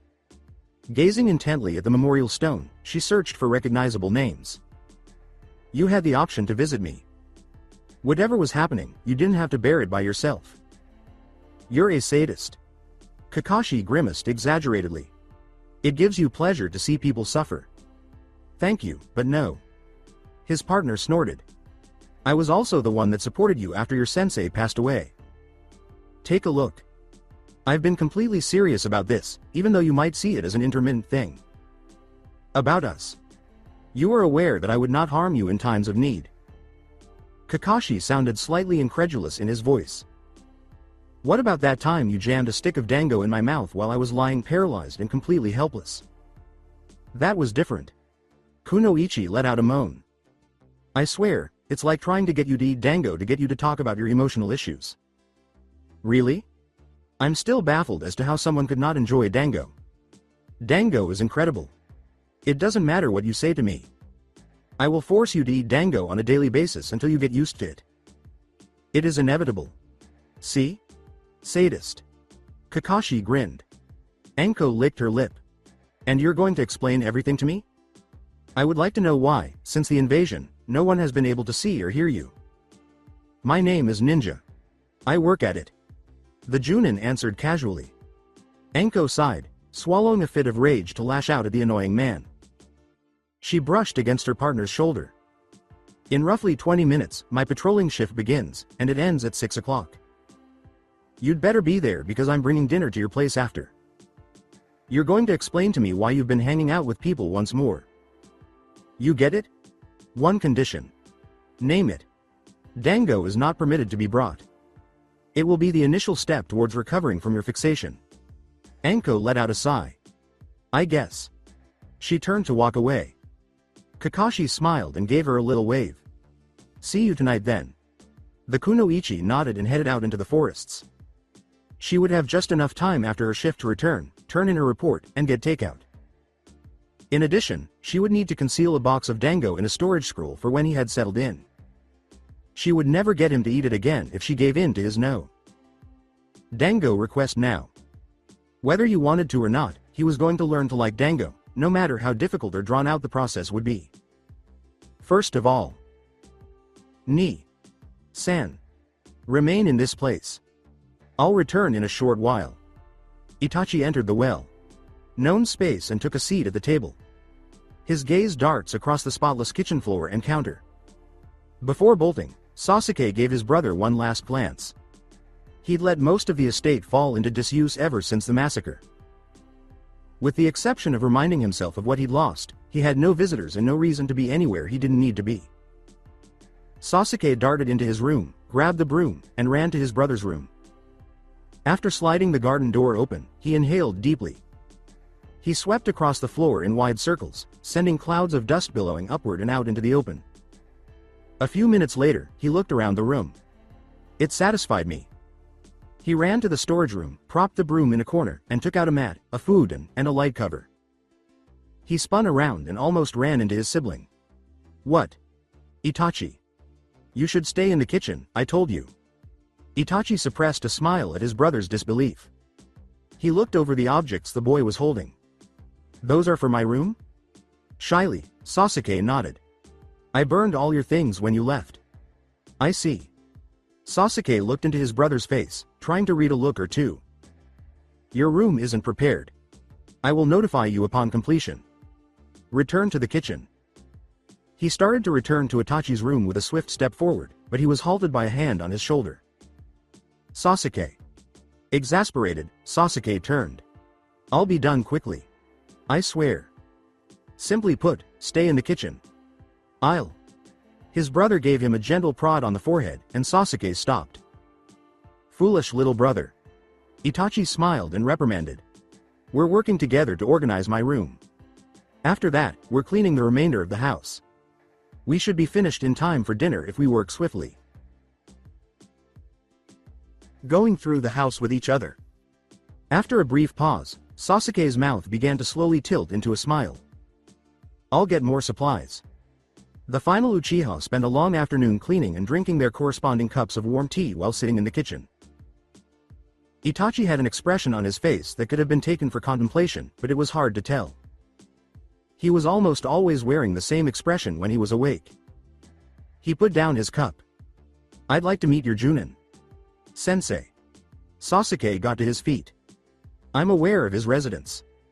Come on, let's go. After we get something to eat. Sure. Sasuke gave an amicable nod. I'm aware of a great, budget-friendly location in the market. I'm sure you'll enjoy it. The manager of the restaurant grinned. I apologize. We're currently full. Return at a later time. Sasuke looked up, disbelieving. What are you trying to say? There are only half of those tables occupied. With a smile on his face, the man nodded and several people stood up. In other words, we decline to provide services to anyone connected to the Uchiha, a group of traitors with red eyes. Had it not been for the First Hokage's decree, we would have expelled you long ago. And to think I used to feel sorry for you because you had lost your family. Onto the dirt floor, the man spat. I say good riddance. We gave up everything for you, you ungrateful, Sasuke said, his eyes turning Sharingan red as a searing anger burned in his chest. I'll show you good riddance. Sasuke. With his brother's firm grip holding him back, the younger Uchiha heard Itachi's voice clipping into his ears. Don't. San. Why? Cole. Black eyes pierced by glowing ones.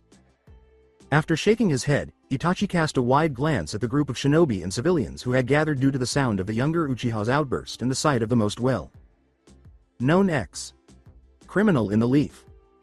The elder Uchiha subtly raised his voice above the din of the bustling street with a tiny burst of chakra in his voice box. The Uchiha have battled and lost their lives for the leaf for the last 100 years. Our loyalty has never wavered. However, all you've done is hate us. You ridiculed us for our strength, discriminated against us, and denied us any authority outside the military police, which the second Hokage personally gave to us. This is all a result of our connection to Uchiha Madara and our eyes. You seem to forget that we disobeyed Madara's order to take up arms in order to rule the village. We took the peace side. We took your side. Itachi took a few short moments to process what he had said. Your irrational bigotry was the driving force behind my clan's elders organizing the coup. Your ensuing hatred for us caused the clan to retaliate because your fear of our power had become hatred. And now here you are, directing your animosity towards Uchiha members who have sided with the village once more. You even have the audacity to label us as traitors. All we have ever wanted is equality and peace, which you have steadfastly refused to grant us for more than a century. Is it really so much to ask for as a Uchiha, a fellow citizen of the Leaf, and as a fellow human being? After completing his speech, the Uchiha paused to see how the interested citizens were responding. No, it isn't. A man approached, a woman trailing him, and held out his hand. Tobi Asuma.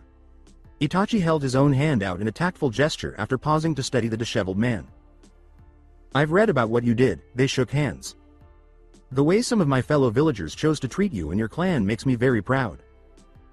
After what they did to the son of the Fourth Hokage, you'd think they would have learned. There will always be those who cast shadows of irrational fear, ignorance, and suffering, but they don't represent our people as a whole, the man said, turning a wry glance to the restaurant manager who appeared offended. My father, the third, always fought to the very end to uphold the values of equality and understanding, and he died doing so. I recognize the depth of the sacrifice you've made for our peace as his son. Asuma bowing. We are grateful for what you've done for the village and its people. The next to rise was a woman. Yuhi Kurenai. She bowing. For whatever it is worth, you also have my gratitude. The small group of spectators burst into conversation. Some people were appalled by the exhibit in front of them and shook their heads, but others were moved by the Uchiha's speech. The Uchiha's reconciliation with the village through the son of the third Hokage had social and political ramifications that the astute ones did not fail to notice. The manager was furious and got up, swearing and muttering to himself. You guys are all idiots. Await the moment when they stab you in the back. Kurenai smiled outside the shop. Are you able to come to dinner with us? We would not mind a little company as we happen to be strolling down the street looking for a nice place to eat. It'd be a pleasure. Asuma nodded in response. We'd be honored to join you. Itachi gave a polite reply. He glanced over his shoulder. Sasuke. I'm coming. The younger Uchiha shot one final, vicious glare at the eatery in front of him. He glanced up at their newest walking companions. I can see what you did over there. I'm grateful. Asuma gave a nod. You've endured far too much suffering. You two together. The least we can do is this. The four left for another restaurant, and the group went back to their dinnertime activities. So that's it for today. I hope you guys enjoyed it. Don't forget to like, share and subscribe to the channel for more awesome stories like this. Thank you. See you all in my next video.